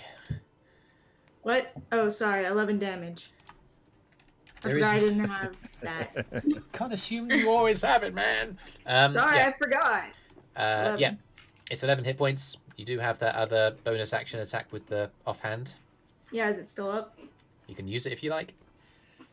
Okay. 11. Hang on a minute. Need to. Oh, is that your to hit? That doesn't quite do it. All right. So yeah, that's your attack. That's That's your the end of bonus that. action. You gonna finish your turn? That's my turn. Arthrin is looking at the Packlord looming, and is going to cast a spell. Why not? He's been in the cave for long enough. He's going to cast Hunter's Mark, which I believe immediately takes effect. That's just. So Hunter Mark Boy goes on this. He's going to take extra damage. He's going to take a couple of steps back. He's going to knock an arrow. He is going to fire that bad boy, and it is going to 13. Actually, no. Why did I roll with advantage? He doesn't have advantage. Oh, well, that was bad. Yeah, it hits. It's 1d8. It's 1d8 for Colossus. It's 1d6 for sneak attack, and it's 1d6 for Hunter's Mark, which is 2d8 and 2d6 damage. I love it when you accidentally make an incredible build. It's 16 plus his modifier, which for a longbow is 2. He does 18 hit points of damage with one shot on the creature. God. Whoa. 34, Whoa. 42. The arrow digs deep into his back, and it bursts into a red yell. You see this creature as he looms over you. You take the spear thrust from behind. You grab it and push it out, and as you do, the Gnoll Packlord in front of you bursts into red and then doubles forward, and you see jutting out of its back the shaft of an arrow, and then over his shoulder you glance at Arthrin, who gives you a wink. It is the Packlord's turn, who is going to, upon taking the damage, go crazy. He is going to take 2 attacks with his glaive on you, Yell. Oh dear. 22 and 23. No, neither hit. I don't know what to tell you, man. 13 slashing damage. He is also... Hang on. Is that 13 total? 13, 1-3, yeah. He's going to look at the Gnoll on the other side and go... And the Gnoll is going to use its reaction, because of the Gnoll Packlord's incited rampage, to attack. And the Gnoll will roll a 12. That misses. Okay, so yeah, you're getting attacked from the front, and as the Gnoll thrusts from behind, you just reach out your right hand and grab onto the spear and just thrust it away. Cool. It's your turn. What are you gonna do? So the one behind me has used his reaction, right? Yes, it has. You are correct. Boop, boop. Now. Decisions. It's awfully tempting, isn't it? Just... Oh. Oh yeah, no. Okay. In which case, I am then going to use my action to disengage. All right. So I've used 10, 15, 20, 25, 30. All right. Actually, that side, 30. All right. Yep. Running around the side edge of the brazier, which has now calmed down. The flames have gone down since the hammock's been pulled out. And I'm going to bonus action healing word myself. All right. What's the healing?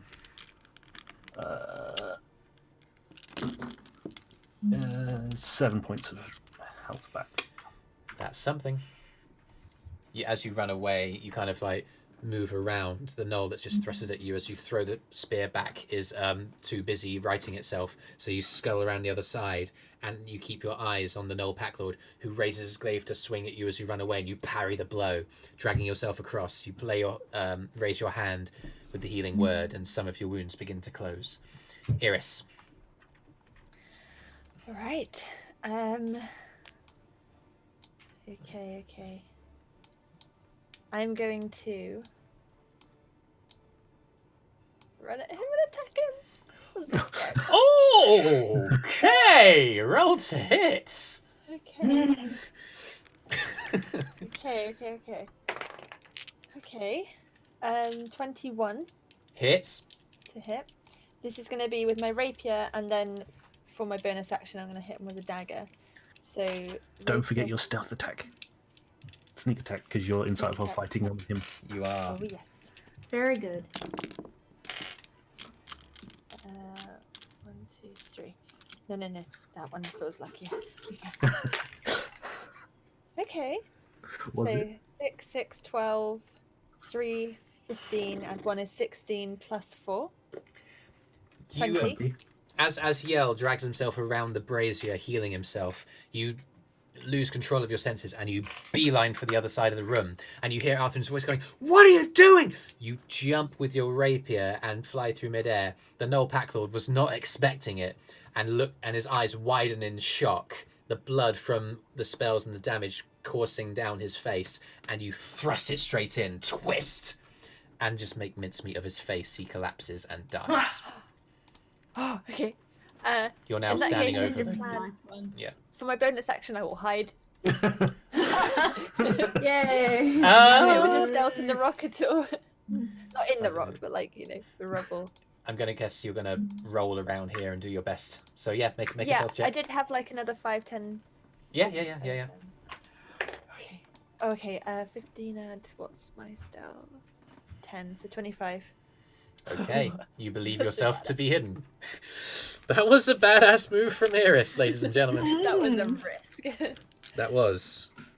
Eirys is growing as a Full of character. risks. Developing. Eirys is growing as She's a character. taking risks for other people. So you'll spook her. It's true. It's Ella's turn. Okay. Can I have a look? Can I look around, see if anyone's really beaten up at all, or are we all? Well, Yell I was took really 2 beaten up and stabs. still more healthy than other people's really beaten up. So You've Okay. if I was watched. to give a number, I'd be 23 out of 56% good. You look Okay. Y'all looks worse than Kyro. I mean, yeah, you've watched as the gnolls on that side of the chamber have been And he's within slabbing tapping and stabbing, distance. and Yell's been taking the brunt of it. You could cure Eirys wounds. has a wound in her shoulder from the arrows earlier, but she doesn't seem too fussed by it at the moment. Okay.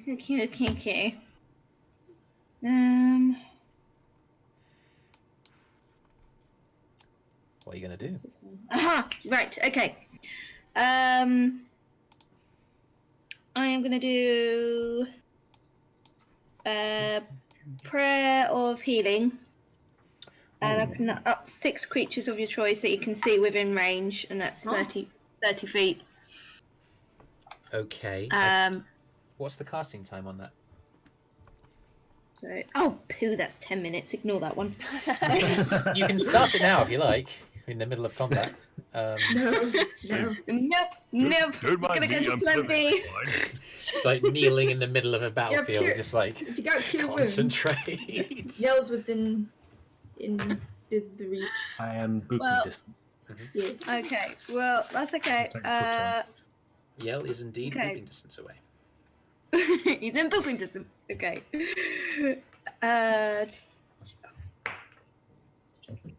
Okay, I'm going to use my Channel Divinity Preserve Life and give 10 hit points to Yell and Kyro. 10 each. Oh. Okay. 10 each. Wow. Thanks. You kind of take a knee, you pop your axe in a little ring on your belt that's designed to hold it, and raise your hand and place Helm in your mind and your heart, and you feel him smile upon you, and you see the wounds of your allies begin to close. Each of you restore 10 hit points. That's your Awesome. action. Anything else?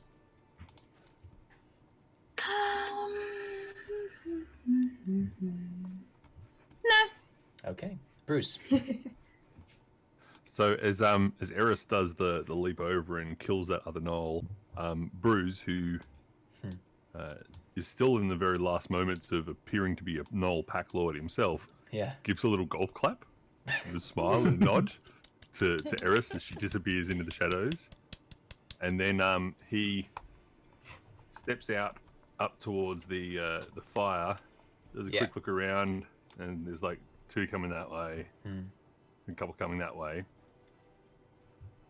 And decides to fire at the one in the doorway there, on the from the on that side. Go for it.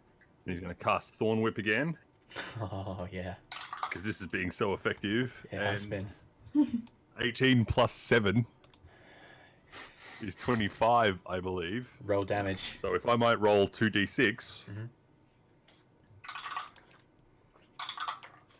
Now, Jamie, you might be really upset to hear that I just rolled 2 1s. Oh my god. I'm This- sorry about that. This I'm sorry. creature is on the verge of death. I But become he's predictable. now 10 feet closer to me, though. Yeah. You drag him along, he's restrained, he's struggling to get away, and then the thorn whip unclaps him, and he's just doddering on his feet, slightly swaying. He's got little Gnoll birds flying around his head. And then Brüz wanders back over here in behind the knocked over table again. Sure. All right then. Joril, you are watching a battle ensue around you as as Brüz is jumping out, throwing thorn whips around. You see Eirys run across the room, jump and skewer the biggest one in the face, rendering it dead. What are you going to do? I can't do much except, You have a bow and you have arrows, my dude. yeah, that's what I'm probably gonna do. You also have a rapier, and that Gnoll looks pretty dead. Which one? The one that's right over there that got thorn whipped. Yeah, he's bleeding everywhere. He's whimpering. Okay, so I think I'm gonna maybe go stab that one. Is he prone? No. He's still on his feet. Roll to hit. All right. Let's go stab him. Oh my god. What'd I miss? Oh, I see. How is this possible? Huh? What happened? Text on me. Oh my god. What? Hit him. No, that is fine. What's the roll to hit this Gnoll? To hit. Yeah. Plus 5, so 20. Okay, it's only got 1 hit point left, so you do kill it. You can roll damage if you like. Yay! How much do you kill it? How much do I kill it? Turns out that I kill it 3. I kill it 6 much. Yeah, so That's not bad. You let loose with the arrow, it lodges in, interestingly enough, the clavicle, which is funny, because it was the one that nearly hit Eirys in the clavicle, and it collapses to the ground and expires. It's gone. It's a dead Gnoll. Nice. Also That's your push the action. attack. What's next? What are you Gnoll gonna do? turn. You gonna move anywhere, or? I'm gonna assume done? the answer's no. No, I think I'm good. Gnoll boys are going to take the turn. As these gnolls collapse to the ground dead as they're running into the chamber, more run from behind. 5, 10, 15, 20. Its passive perception doesn't see. 25, 30. It manages to close the gap. 5, 10, 15, 20, 25, 30. Doesn't see Eirys. 5, 10, 15, 20, 25, 30. The last two that kind of go into the chamber have their bows drawn. As they were clambering up the rocks, they picked up their bows and are going to take shots at the two figures they can see. One at Arthrin, one at Yell. The one at Arthrin is an 8, which misses. The one at Yell, nat 20. Okay. You're going to take... Oh! Okay. It was a 7 double to 14 plus 1, 15 points of piercing damage. Joril, You healed him. there's a gnoll on your beside you that's going to thrust at you with a spear. Natural 2, you parry it with the bow that you've currently got in your hand. You manage to get the wooden shaft of the spear away. And the last two are going to attack Kyro again. They believe they've got some kind of a front here. You are going to have to defend a 21 and a 22, Kyro. I mean, those hit me. You are going to take... That's cocked. 14 points of piercing damage as the spears thrust into you again. All right, that's their turn. They've drawn a lot of blood there, starting to cut through. It's Kyro's turn. What are you going to do? I'm gonna try to hit that one I damaged before. Okay, go for it. 14. 14. No. All right. Gonna go with the offhand or? Hold on. Yeah, gonna try to hit with my offhand. All right. I don't. I got a Okay. You take the 2 spear points in your sides, either side of you, and you begin becoming woozy from losing blood, and you thrust out wildly twice, and yeah, it's starting to look a bit dangerous. Arthrin, what are you going to do, my friend? What can you see? He's going to use his bonus action to transfer the Hunter's Mark from the dead Gnoll Pack Lord to the one that's just run over it, and is going to take a step back towards Ella, just like, okay, and it's going to take another shot at the one that's advancing. It's going to be a 23. D8 for wounded, D6 for sneak attack, and D6 for Hunter's Mark. 12, 13, 18, 19, 20. Yeah. The arrow strikes the Gnoll. Eirys, you can see this because you're lying kind of almost crouched down in the shadowy kind of cusp of this stone wall over one of these sort of side table kind of things, and you watch as a Gnoll runs out in front of you, flashes red, an arrow hits it, and the red kind of intensifies around the wound, and you see it flood around this Gnoll's body as if flooding through its veins. Collapses down to the ground. Dead. Ella, you watch as Arthrin shoots and knocks another arrow onto his bow. The Gnoll Pack Lord is dead. Yell.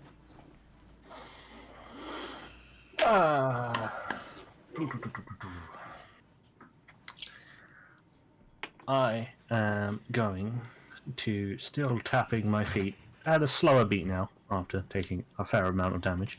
That'll be the blood loss. Yeah.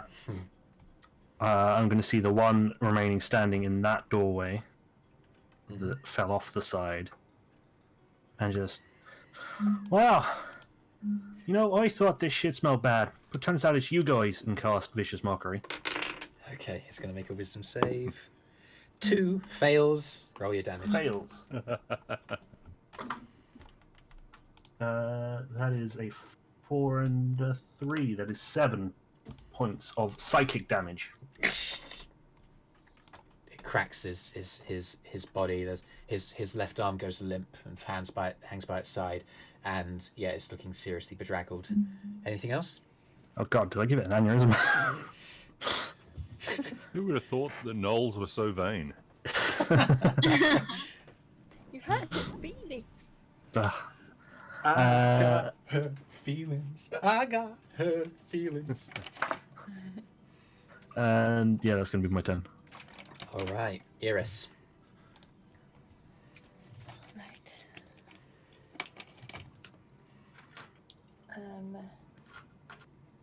So they're all dead by me, aren't they? Except the one in the hallway that's super weak. Yeah, there's one here. Oh, in the hallway. Oh, standing over This the one. dead guy. Sorry, I Yeah. missed him. Okay. Do you think I'm able to efficiently stealth up to him?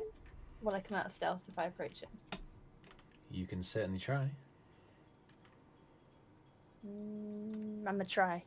Like, I'm gonna try and I'm go- sneak around the dead pack lord's body if that's I'm gonna let you make a stealth check because he's taking damage from yell. You can just do it straight. Okay. Stealth check. Rolled 17. Okay, you believe yourself to be unseen. Okay, I'm attacking with my rapier and my dagger. Okay, roll first. Do it with advantage because So- indeed the gnoll doesn't see you. Ah, brilliant. Okay. I'm gonna move this that over way. here so we can see what's going on a little bit better. Okay. Oh, that was pretty good. That was 20. Yeah. Okay. Oh, plus 4. 24. So roll damage. That was even better. Mhm. Oh, wait, no, hold on. Sorry, Yeah. I rolled damage. So, sorry, I need to roll to see if I hit him. Yeah. If I do, it'll be 24. Okay, I probably do because I rolled an 18 plus 7. We'll take that damage roll, shall we? Yeah. You kind of I'm doing this backwards. as the gnoll gets hit by the psychic damage of the vicious mockery and dawdles forward, blood kind of pouring from its left arm, and its spear kind of almost limp in its right hand. You just step up, grab it around the neck, and slice. Collapses dead at your feet. Oh, okay. So I'm going to, I guess, run over to this guy and then stab him. I'm feeling stabby today. Okay. Stabby, stabby. Case of the Mondays. Feeling, Okay, feeling so- emo As it's today. engaged with Joril, you get advantage and thus sneak attack. Oh wait, Hate to be that you've guy. already, But you've already used technically, you only get sneak attack once a turn. that's true. Yeah, it But would you- just be a straight d4. I actually just rolled 2 natural 19s. Okay, so you get the damage. That's nice. Okay, and just a d4. As you see, a 1. Okay. He was not the chosen one. Or he was the chosen one, but It's just like you just sneak over, like both your hands come up to your neck, like in Tom and Jerry, and your toes go. You get out a little dagger and doing in the bum. He goes, ow. Just like a little Tomberry, just. Doing. That's your turn. Hello. Hello. Okay. I am gonna shimmy up to my pal Yell, Mm-hmm. and seeing as though you got bit beaten up, I'm gonna cast Cure Wounds at 3rd level. 3d8 so many heals. plus so many 3 heals. plus your wisdom modifier. And what type of plus cleric are you as well? Life. Life. I'm So, a life cleric. So you That's get to add the side plus healing. 3 yeah. and the And so Okay. many wisdom heals. modifier and so many You're modifiers. gonna be man. topped off, buddy. Bear with me for a moment, guys. I'm adding up. Rawr. I wish I had a cleric GF.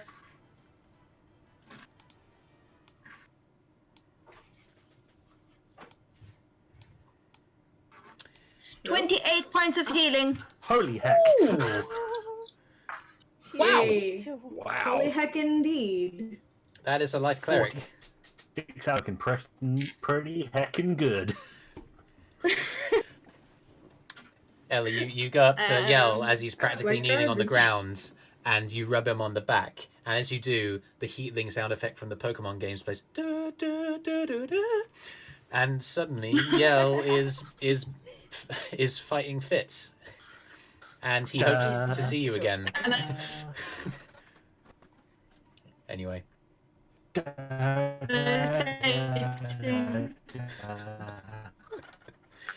All right. Right. Anything else? Probably actually just gonna stay where I am. Actually. Okay. So you're basically just cowering as Yell takes his full height. No, So I'll just yeah. yeah. I'll Okay. just happily stop behind him.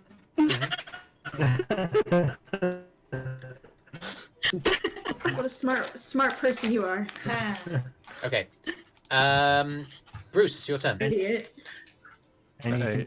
Okay, They should be booking distance from now. Brüz is going to run behind and to the other side. Okay. Kind of just over next to Yell and Ella. Okay. And he's going to he's having such a good time that he's going to cast it on the one closest from the tunnel next to Kyro. As you do run past, you're going to get an opportunity attack from that Gnoll. Is that all right? He skirted around I'm hoping, Joril. I'm hoping to that stay out I'm, of I'm the- going behind. Yeah. Oh, I see. Oh, okay. So you'll He's stick using Joril's yourself. nice out of- shield. You'll stick yourself to the wall there. Yeah, instead of doing an arc around, I was going to try and get out and back, but Okay. I realized to do the arc to get away from him, I'm going to use more of the movement. So That's fine. Yeah, I'll say that works. So yeah, you can. Yeah. So we will roll to attack. 13 plus 7, 20. That hits. Roll damage. And my 2d6. Jameeesh, you'll be upset. I got a 1 Okay. and a 5. Oh man. Oh, dang. Roll better, please. Okay. So that's damage. It's hurt. It gets dragged towards you. If you want, 10 feet. Yeah, 10 feet towards me. There you go. It's still alive as the thorns go off of its body and it's in front of you. It's looking pretty wounded and it snarls angrily at you. Also kind of terrified as it beholds all of its brethren lying dead in this chamber. And Brüz in the guise of the Gnoll pack lord sort of snarls back at the Gnoll. It doesn't know what to believe anymore. and lets out a meow. The Gnoll Just is to mess with him a completely little. confused. His life-defining death event is one spent in complete confusion. Nice one, Joril. You still have this Gnoll bearing down on you. What are you gonna do? I'm gonna stab him.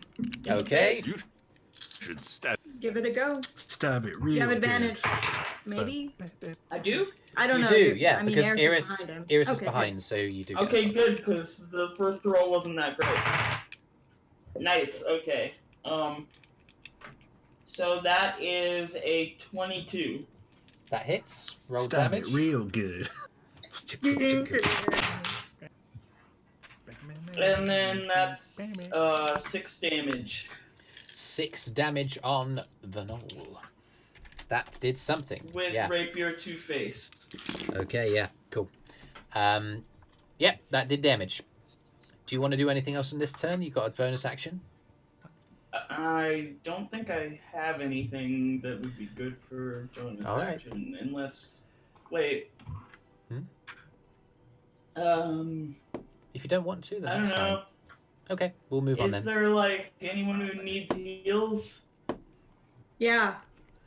I'm fine, thank you very much. Didn't you just use? Oh, you have a bonus action. Yeah, I can use like a healing word, I believe. Yeah. Yeah. Okay. So Yeah. healing word It's 1d4 plus your charisma modifier. You can always hold on to it and do it later. It'll be fine. Okay. What are you gonna do? I'll hold on to it then. What? Okay, we're gonna move on then. There are 3 gnolls left, and they are fighting for their lives. They're gonna make their attacks. One is on Brüz. That is a 12 to hit.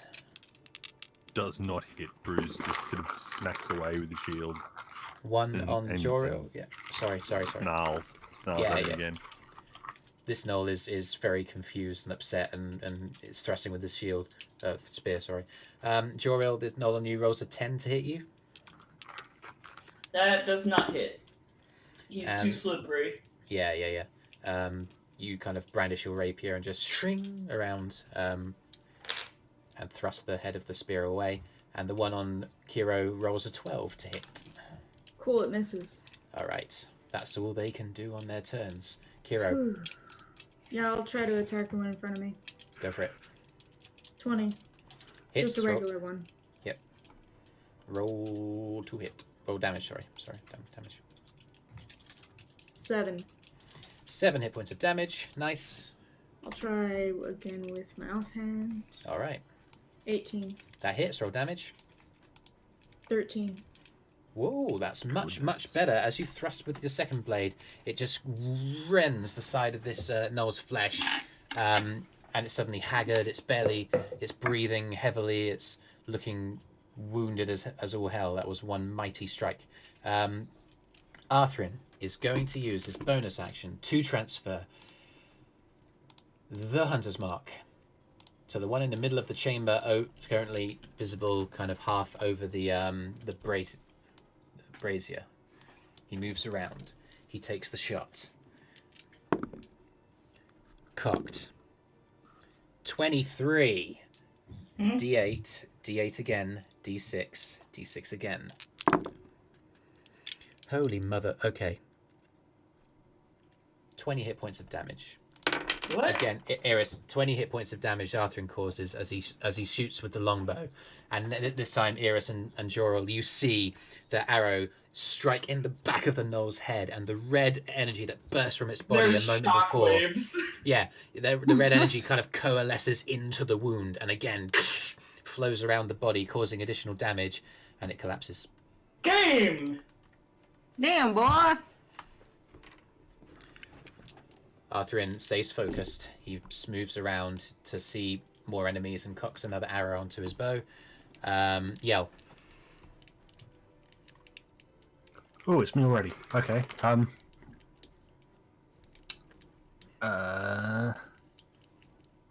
First of all, I'm going to say thank you to Ella. So, thank you for that. Much needed. 5, 10. And then I'm going to swing my sword. Roll to hit, my friend. Yay. That is a natural 18 plus a lot. Do the damage. Do the damage. 24. Imagine if you did 24 damage. I don't think it's technically possible for me to do. Ah. But I do 9 points of slashing damage. 9 points. Yeah, as you thrust your sword around, you just carve across the side of the snow. It coughs out blood over Yell's form and over Brüz's form and collapses down to the ground. Oh, that's so messy. Apologies about that. They are rather messy, aren't they? And then 5, 10. Oh, okay. To try and take the aggro on that one. Do I have anything bonus action I could do? Boop-a-doop-a-doo. Boop-a-doop-a-doo. I do not. You can yell at it, I guess. Just right in its face. That takes about 3 seconds. This Gnoll is watching as each and every one of his brothers falls. And I can be way more sadistic. As I walk over, I just walk up, look him right in the face. You're next, buddy. He is looking pretty spooked. Eirys, it's your turn. All right. I'm going to move up here, and I'm going to use insightful fighting. Okay, he's gonna make a whatever save. It's a wisdom save. That's cocked. 4. Is it wisdom or charisma? I can't remember. Oh, okay. I'll just double check. Insight is usually linked to wisdom. Isn't it a deception roll against Eirys' insight? Okay, if that's the case, then if it's deception, then it's a 2. Oh. And the one from earlier rolled a 0. Oh, I got 26. So. Okay, yeah, you got the measure of this one. Okay, and for my action, I would like to shoot at him to hit. I remember this time. I rolled. Actually, I got an 18 against 25. 6 plus 7. And sneak attack because you have succeeded on insightful fighting. He gonna die. You're gonna get dead. Yes, he did. Okay, 18 plus 4, 22. 22. Had he had no damage earlier, it would have been enough. How do you want to do this? I want it to go straight between the eyes, like Bindi spot, and throw him back at the wall. Yeah. As you sweep back behind the brazier, you make eye contact, and you get the sense of how he's moving with his spear. You jump forward so that you kind of crouch down on top of the edge of the brazier, knock an arrow, release, straight in the head. It collapses and falls back and expires. And as he does so, his body hits the rug that Joril threw earlier and catches alight. And you guys watch as the body burns. Oh no, the ears. See? Told you you'd be next. Yell, get the ears. Oh, shit. Rush in and I'll grab that one to get the ears off that one. Easy enough to grab the body and pull it off before any of the face gets too badly damaged. Cast Thaumaturgy to like keep his head from being on fire. Just the head, not on fire. Everything else can burn.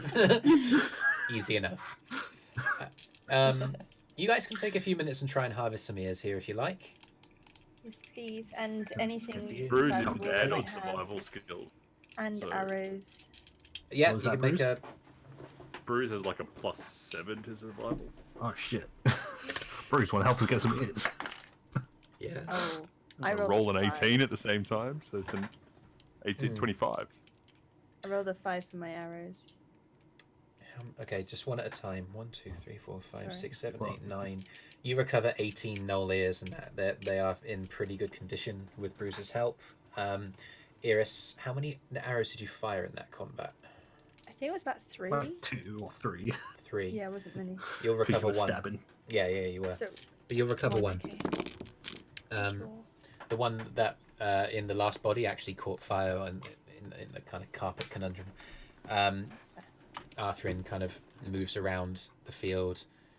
He kind of kneels down next to the gnoll that's still burning red, and as he kneels, the red fades. Stands up. He kind of glances your way, Eirys. I'm getting pretty good at this. You are. Give him a thumbs up because I thought that was super cool. Ella does the same. Thanks. Brüz joins in. Just a unsure circle what of people with their he's thumbs up. and as a gnoll is giving the thumbs up. And the grin with the like serrated, sharp teeth of the. Oh of the yeah, I gnoll. forgot. I've been a Gnoll this whole time. You have, yeah.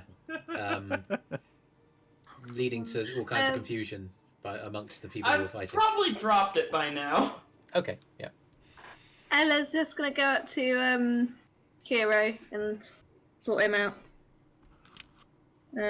So cure wounds at level 3 again. Brüz is holding his form. He likes being other creatures. Yeah, in the next few minutes, as you're harvesting the Gnoll ears, I'm going to say probably time expires and the minor illusion fades. Disguise self, sorry. Can I roll for You can recast it. please? Oh, I'm purple I'm again. surprised, but also then Nothing wrong with being perfect. Touched. What's Eirys, up? make Perfectly fine. investigation check.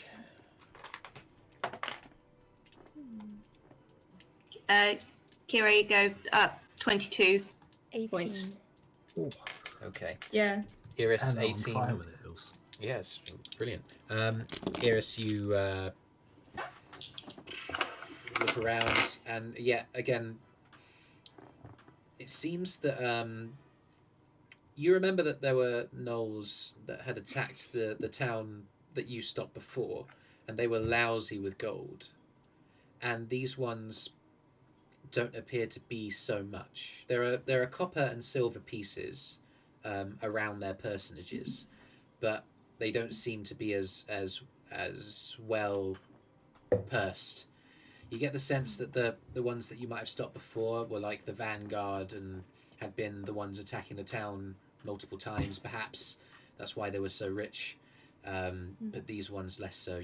You recover 37 copper pieces and 25 silver pieces, and the pack lord had a pouch of 10 gold pieces. Okay. They were not wealthy, and you get the sense that gnolls, they would be interested in currency because it's shiny, Yeah. not like really, shiny rocks. not really for the sake of having it to build anything or to buy anything. That which they need. Think about it. they Currency is a strange thing. If anything, it would be sort of like a trophy of the hunt to them. Yeah, you get the sense that that's If anything. probably the case. But yeah, as Ella, you move over, you lay your hands on Kyro, which is a little bit awkward because Kiro's really tall, so you just kind of put your hands on his No, legs. he will be small. He Okay. was Small. Kneels down. You're going to kneel down. He'd be small. Yeah. And as he kneels before you, lay each of your hands on each of his shoulders, and the kind of white energy pulses through your arms, through your fingers, into Kiro's body, and it's ethereal and it's strange. This kind of haze appears between the two of you as the healing energy goes into Kiro's body, and a good number of his wounds completely seal up. No, he's full health. He's completely really? regular. Yeah. Fantastic, nice work. So, do you think there's any more left, or do you think this was all of them? We should assume there's more until we've searched the cave. I agree. Yell is going to walk over to Eirys with kangaroo pouch shirt just full of gnoll ears. Go on then. A little that bit of like blue scarred stomach showing, just as it's kangaroo pouch full of gnoll ears, and I just empty it in.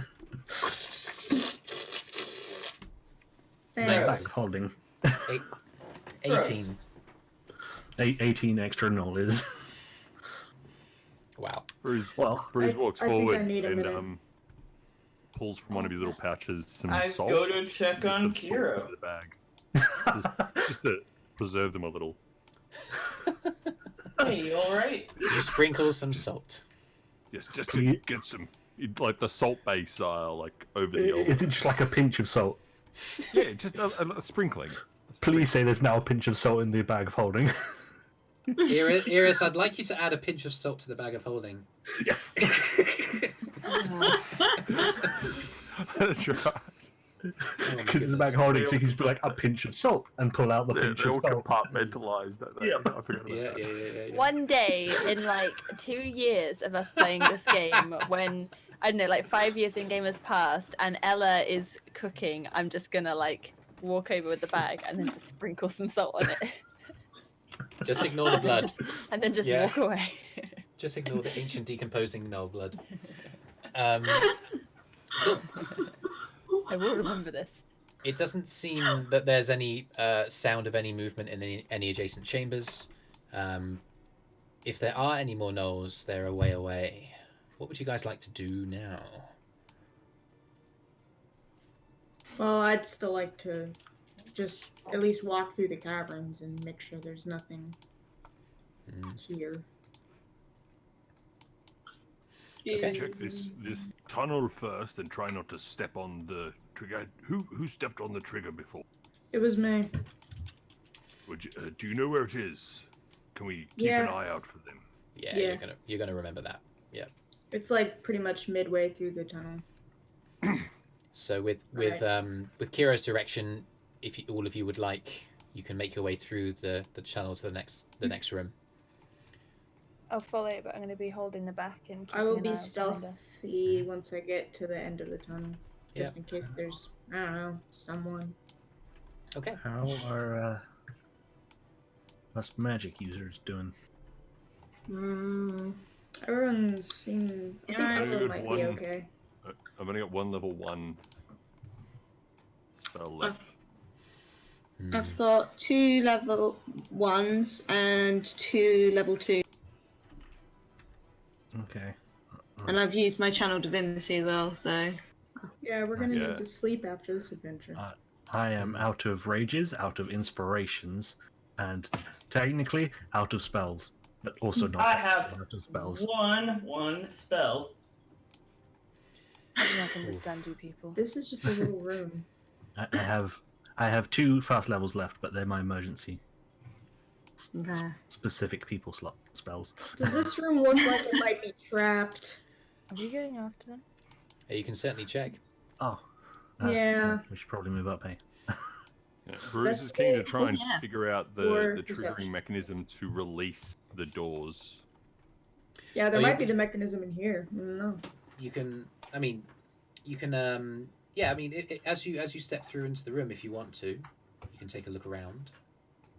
Yeah. Perception or Brüz- investigation? Depends. Do you want to look around, or do you want to actually get down and get your hands dirty?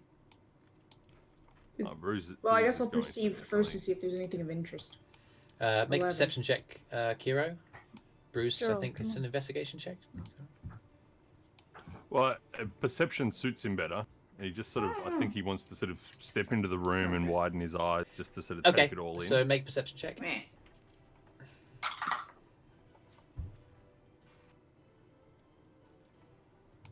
No, he gets some dust in his eye. Oh, okay. Rolls a 2. Oh. It's 2 plus 4, but I'm gonna say, even though you kind of do walk through and get dust in your eye, you do look around, and there's a handle, roughly here, that appears to be stuck down in a manner that, as Kyro, as you walk past, you kind of bustle it with your hand, and it seems stuck heavily down. And you figure that that's probably the reset mechanism for this trap, yeah. designed to Okay. trap sneaky people in. It nearly succeeded in its job. Other than that, there's not really much around. It's just a plain table.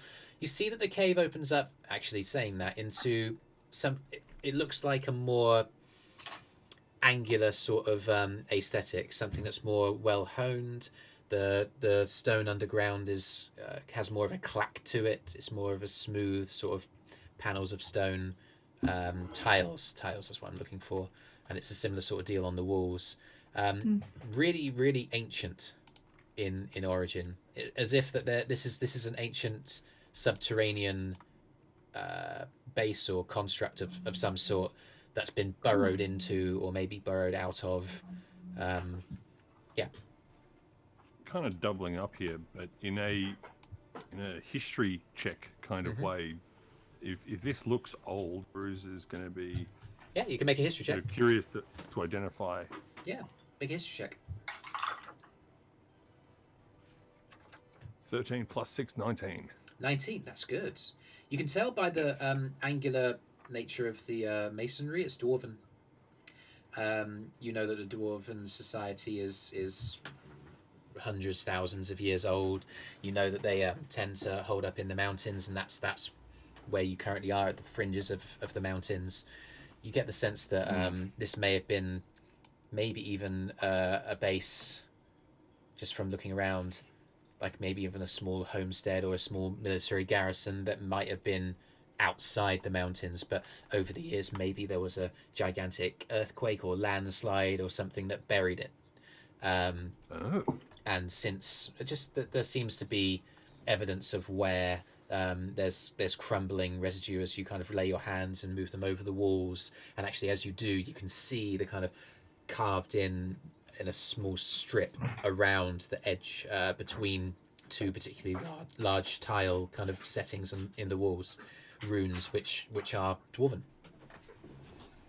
Brüz turns around to the others as they come in and quietly says, quietly mentions, This is, I believe this is Dwarven.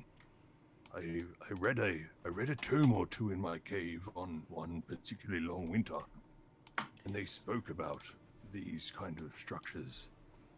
However, I'm confused that it seems to be underground.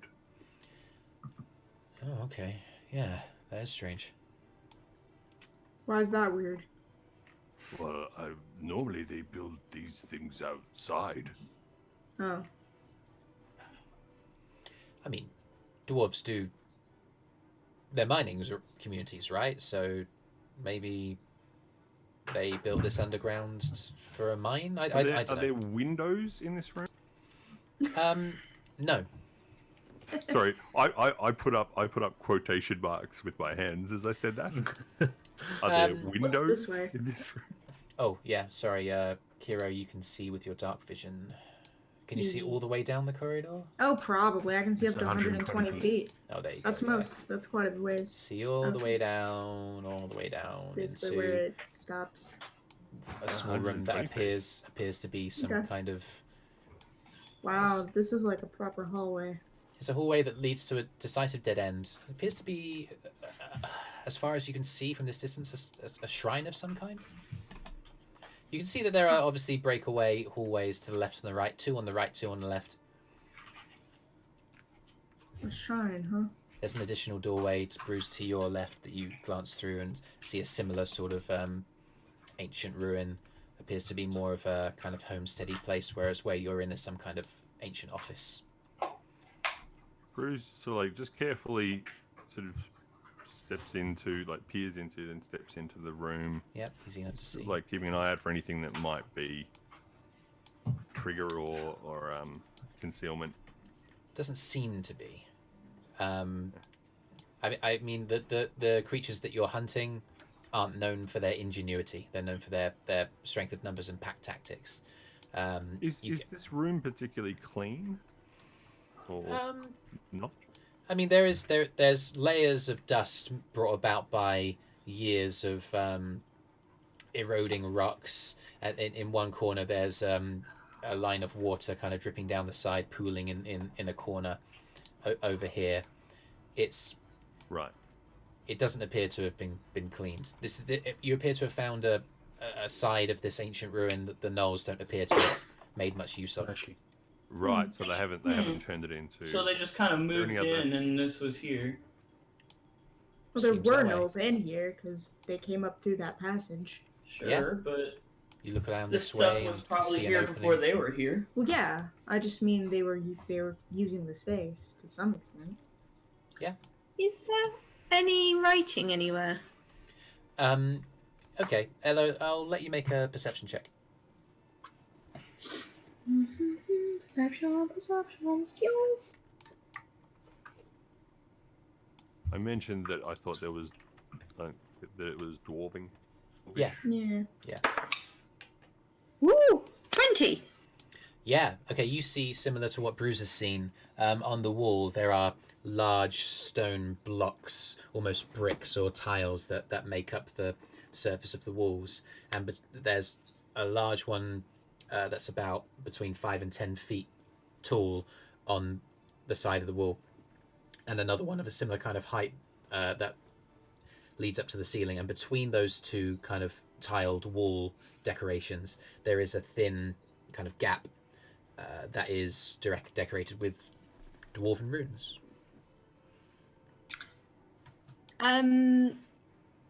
Is between the gap? Is there any writing or anything? Dwarven runes, yes. Oh, sorry. What does it say? I Because mean- Ella Yeah. knows Dwarvish. Yeah, it does. It appears to be a description of some form of dwarven family. You can't really understand a lot of it because you're used to dwarven runes being used to spell out words, not necessarily names. But you know, as far as it's difficult to translate Dwarven names because they don't translate letter for letter. There's not a letter that there's not a Dwarven rune that transcribes to the letter A. There isn't a Dwarven rune that transcribes to the letter L. So it's like kanji. Yeah. So it's You could sound it out. Kanji don't necessarily like kanji are like they change depending on context, and it's even weirder when it comes to names. But you do make out. Yeah. You know, this is a name, son of. This is a name, son of. This is a name. Before Common Era, 1417. You make out those letters. So you get the sense that it's indicating a family line up to a current date, and as you look around the room, you see on the desk, actually, your head is at the right level to kind of see this, but along the edge of the table there are similar runes, and at the front, as you look around, bear with me, this way, you're able to see. Excuse me. You're able to see on the front of this desk is another Dwarven name, again, difficult to pronounce. Thor. It's Thor. Fern. Battle. Crine. It's difficult to make out, but it appears to be a name. Like this is obviously meant to be the station of some kind of Dwarven figure, and there's some kind of family history written around on the walls.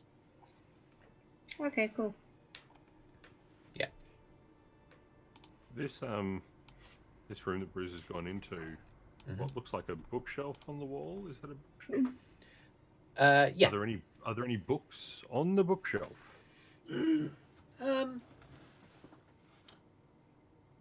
I'll say that there are 3 or 4 really decrepit books and a lot of dust, indicating a lot of degradation. And any of them that sort of like have anything readable in them, or are they just kind of like matted pages of damp?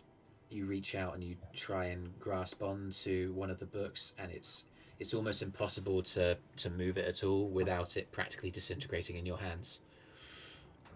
Ew, what a shame. He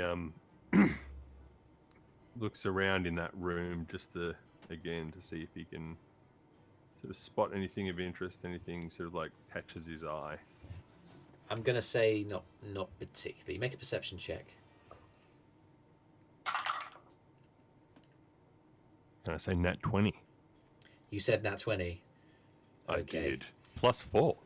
You're about to give up, and you turn, and again you're in a section of the cavern that's close to the surface, and there's a small crack in the ceiling that's allowing a little bit of the early afternoon light through, and it just so happens to fall here and reflect off into your eye. A crack. Brüz loves a on shiny thing. A crack that's in the far side of the room, and as you kind of look in, you see that it's some kind of crack in the wall that apparently is so old that it must have been the hiding place of some kind, and you kind of move it in and you find a small golden ring with some. Brüz just sort of like gives it a good look over. You a quick look over. Yep, you see some Dwarven runes. We'll have a good look at this later, and he puts it into one of his pockets. Yeah. Eirys has rolled stealth. She rolled 19. Which way would you like to go? She was going to go up, just stay close to Kyro. Okay. Just let you know she's stealthing for 19. You believe yourself to be hidden. And I'm just looking through these rooms as I walk down the hall, basically. Oh, sorry. I can show you that you see that this wall here is eroded. It's impassable. Brüz has discovered that it does lead to a room. But yes, you look through this way. You see into an adjacent chamber, and there's evidence of such movement that you get the sense that this is where you generally have your bearings. This is where the group of gnolls were hiding, waiting for you before you provoke them that to. connects to Yeah, the... so it connects to the main chamber. Okay. Yeah. Anyway, right. Okay. Which way are we going to go? Yeah, I'm scouting out this hallway basically.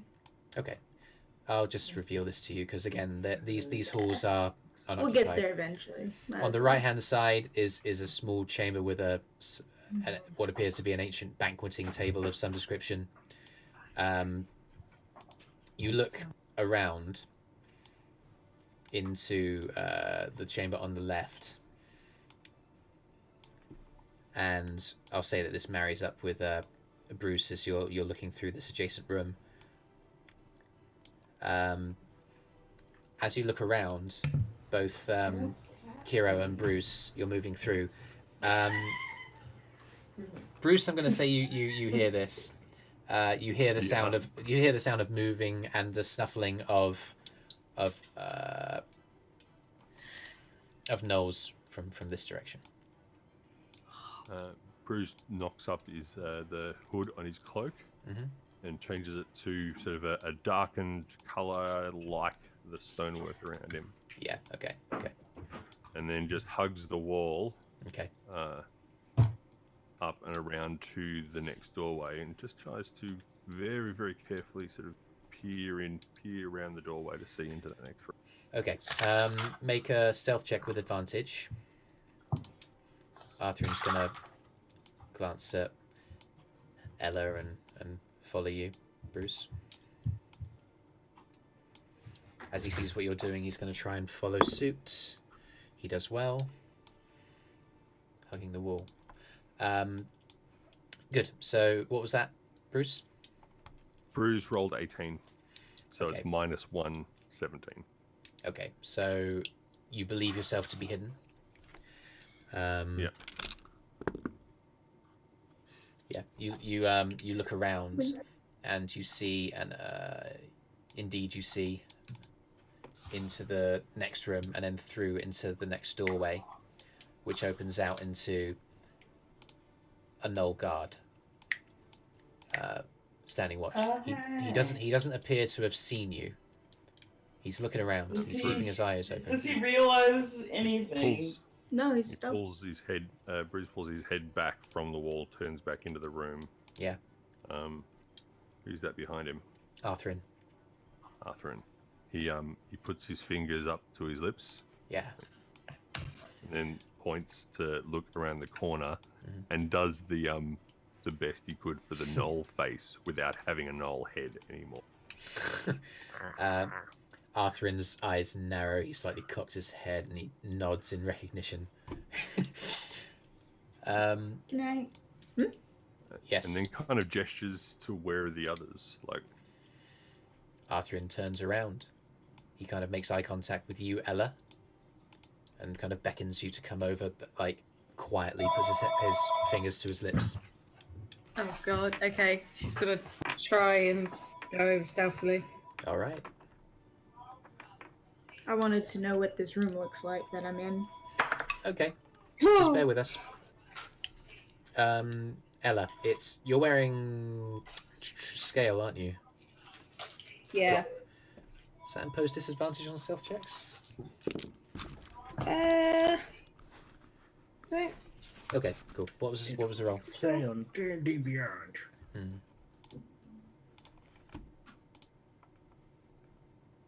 Well, it wasn't good anyway. To Oh Ella wow. style. Yeah.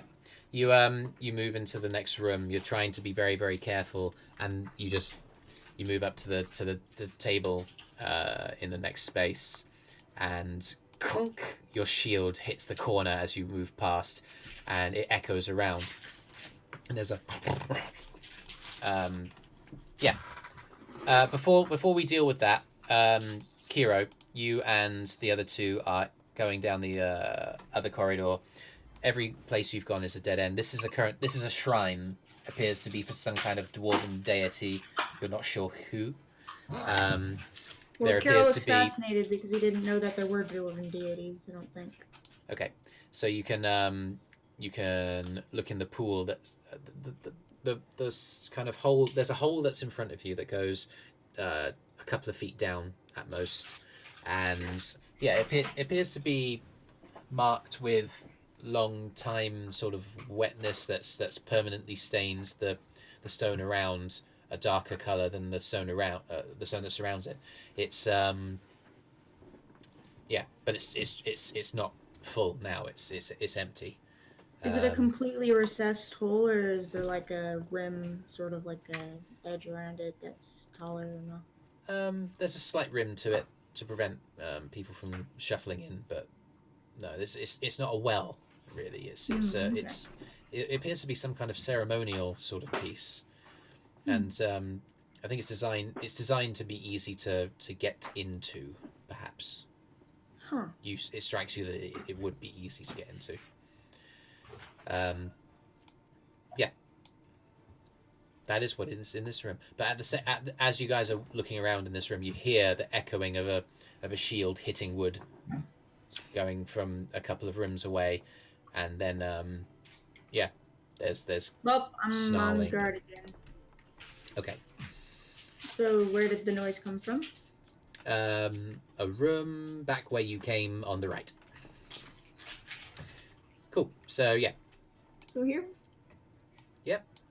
Okay.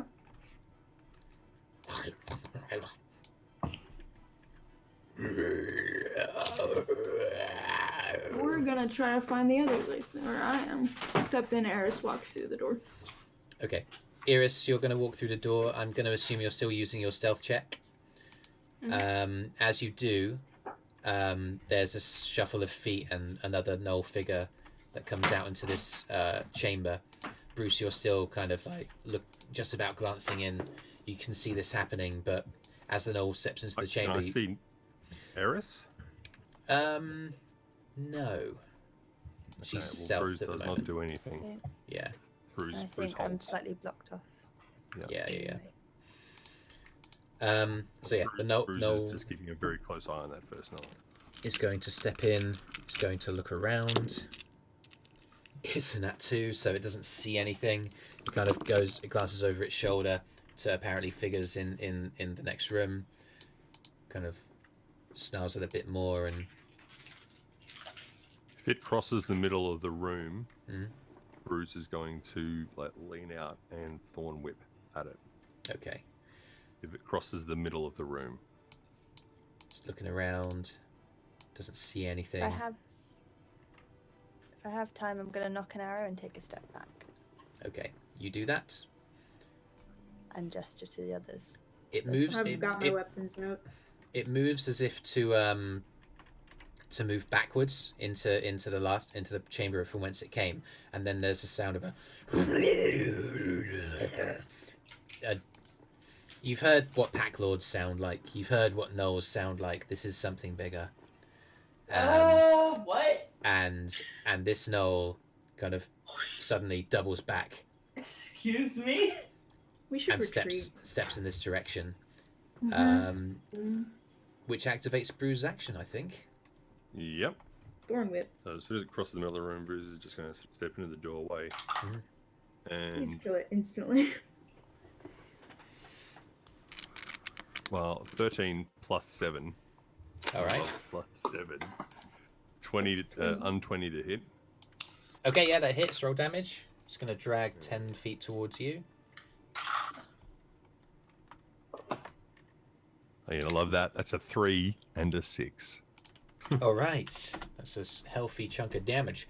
You release the magic as you see it. going to try and Yeah, step go back for it. around the corner. Okay. I'm going to say... He's not really going to try to hide. He's just No. done that. Just step back. It's an interesting one. I'm gonna allow that. So yeah, that Gnoll takes the damage, it gets dragged across the room, and suddenly there's like a number of figures in the adjacent room that you guys can't see start to panic, and yeah. What we'll do is we will roll for initiative as you hear the foul snapping of a fang that's larger and more pointed than any that you've come across in this cave. And I'll tell you what, I'll leave it up to you guys. We've been going for a while. This is the boss. Do you want to carry on? I think we could probably wait till next time because it is. I don't think I'm ready to take on a boss. What about you guys? I mean, we should probably retreat and then take this on later, but we're here, so we'll see. We're Well, gonna... what happens if we just hole ourselves up in a room and have ourselves a short rest? Either way, I think this is a good point to end the session. We'll finish as on the verge of going into initiative order, and you hear a snarling howl, louder and more aggressive and vicious than any other that you've come across from the adjacent chamber. If you guys are going to choose to retreat, it's going to be a flee. It's going to be a running away from pursuing enemies. But we'll discover. We're not going to be able to do that. What happens next Brüz time? is way too curious to know what's in that next. We've already alerted them. If we hadn't, we might have been able to backtrack, but it's too late now. All right. So yeah, well played. That was good. That was tactical. It was more. It was less kind of like, wow, run in and kill everything in sight, but more kind of tactical. I was noticeably less tact. I think. Yeah. Okay. Well, it's more Arthrin, kind of. though, man. Yeah. Arthrin, the damage dealer. I don't think that we are a murder hobo party. Yeah. So 900, 1,350. Let's round up to 1,500 and divide that by how many of us there are. But yeah, well done, everybody. We will finish the recording, and thank you for watching. God bless you. Hooray. Hope you had fun. Good morning, everyone. Yeah. Yay. See you soon, and see you next time, perhaps even on Twitch, once I figure that out. Wow. For D&D. Not difficult. Darren. Easily done. Indeed. D&D.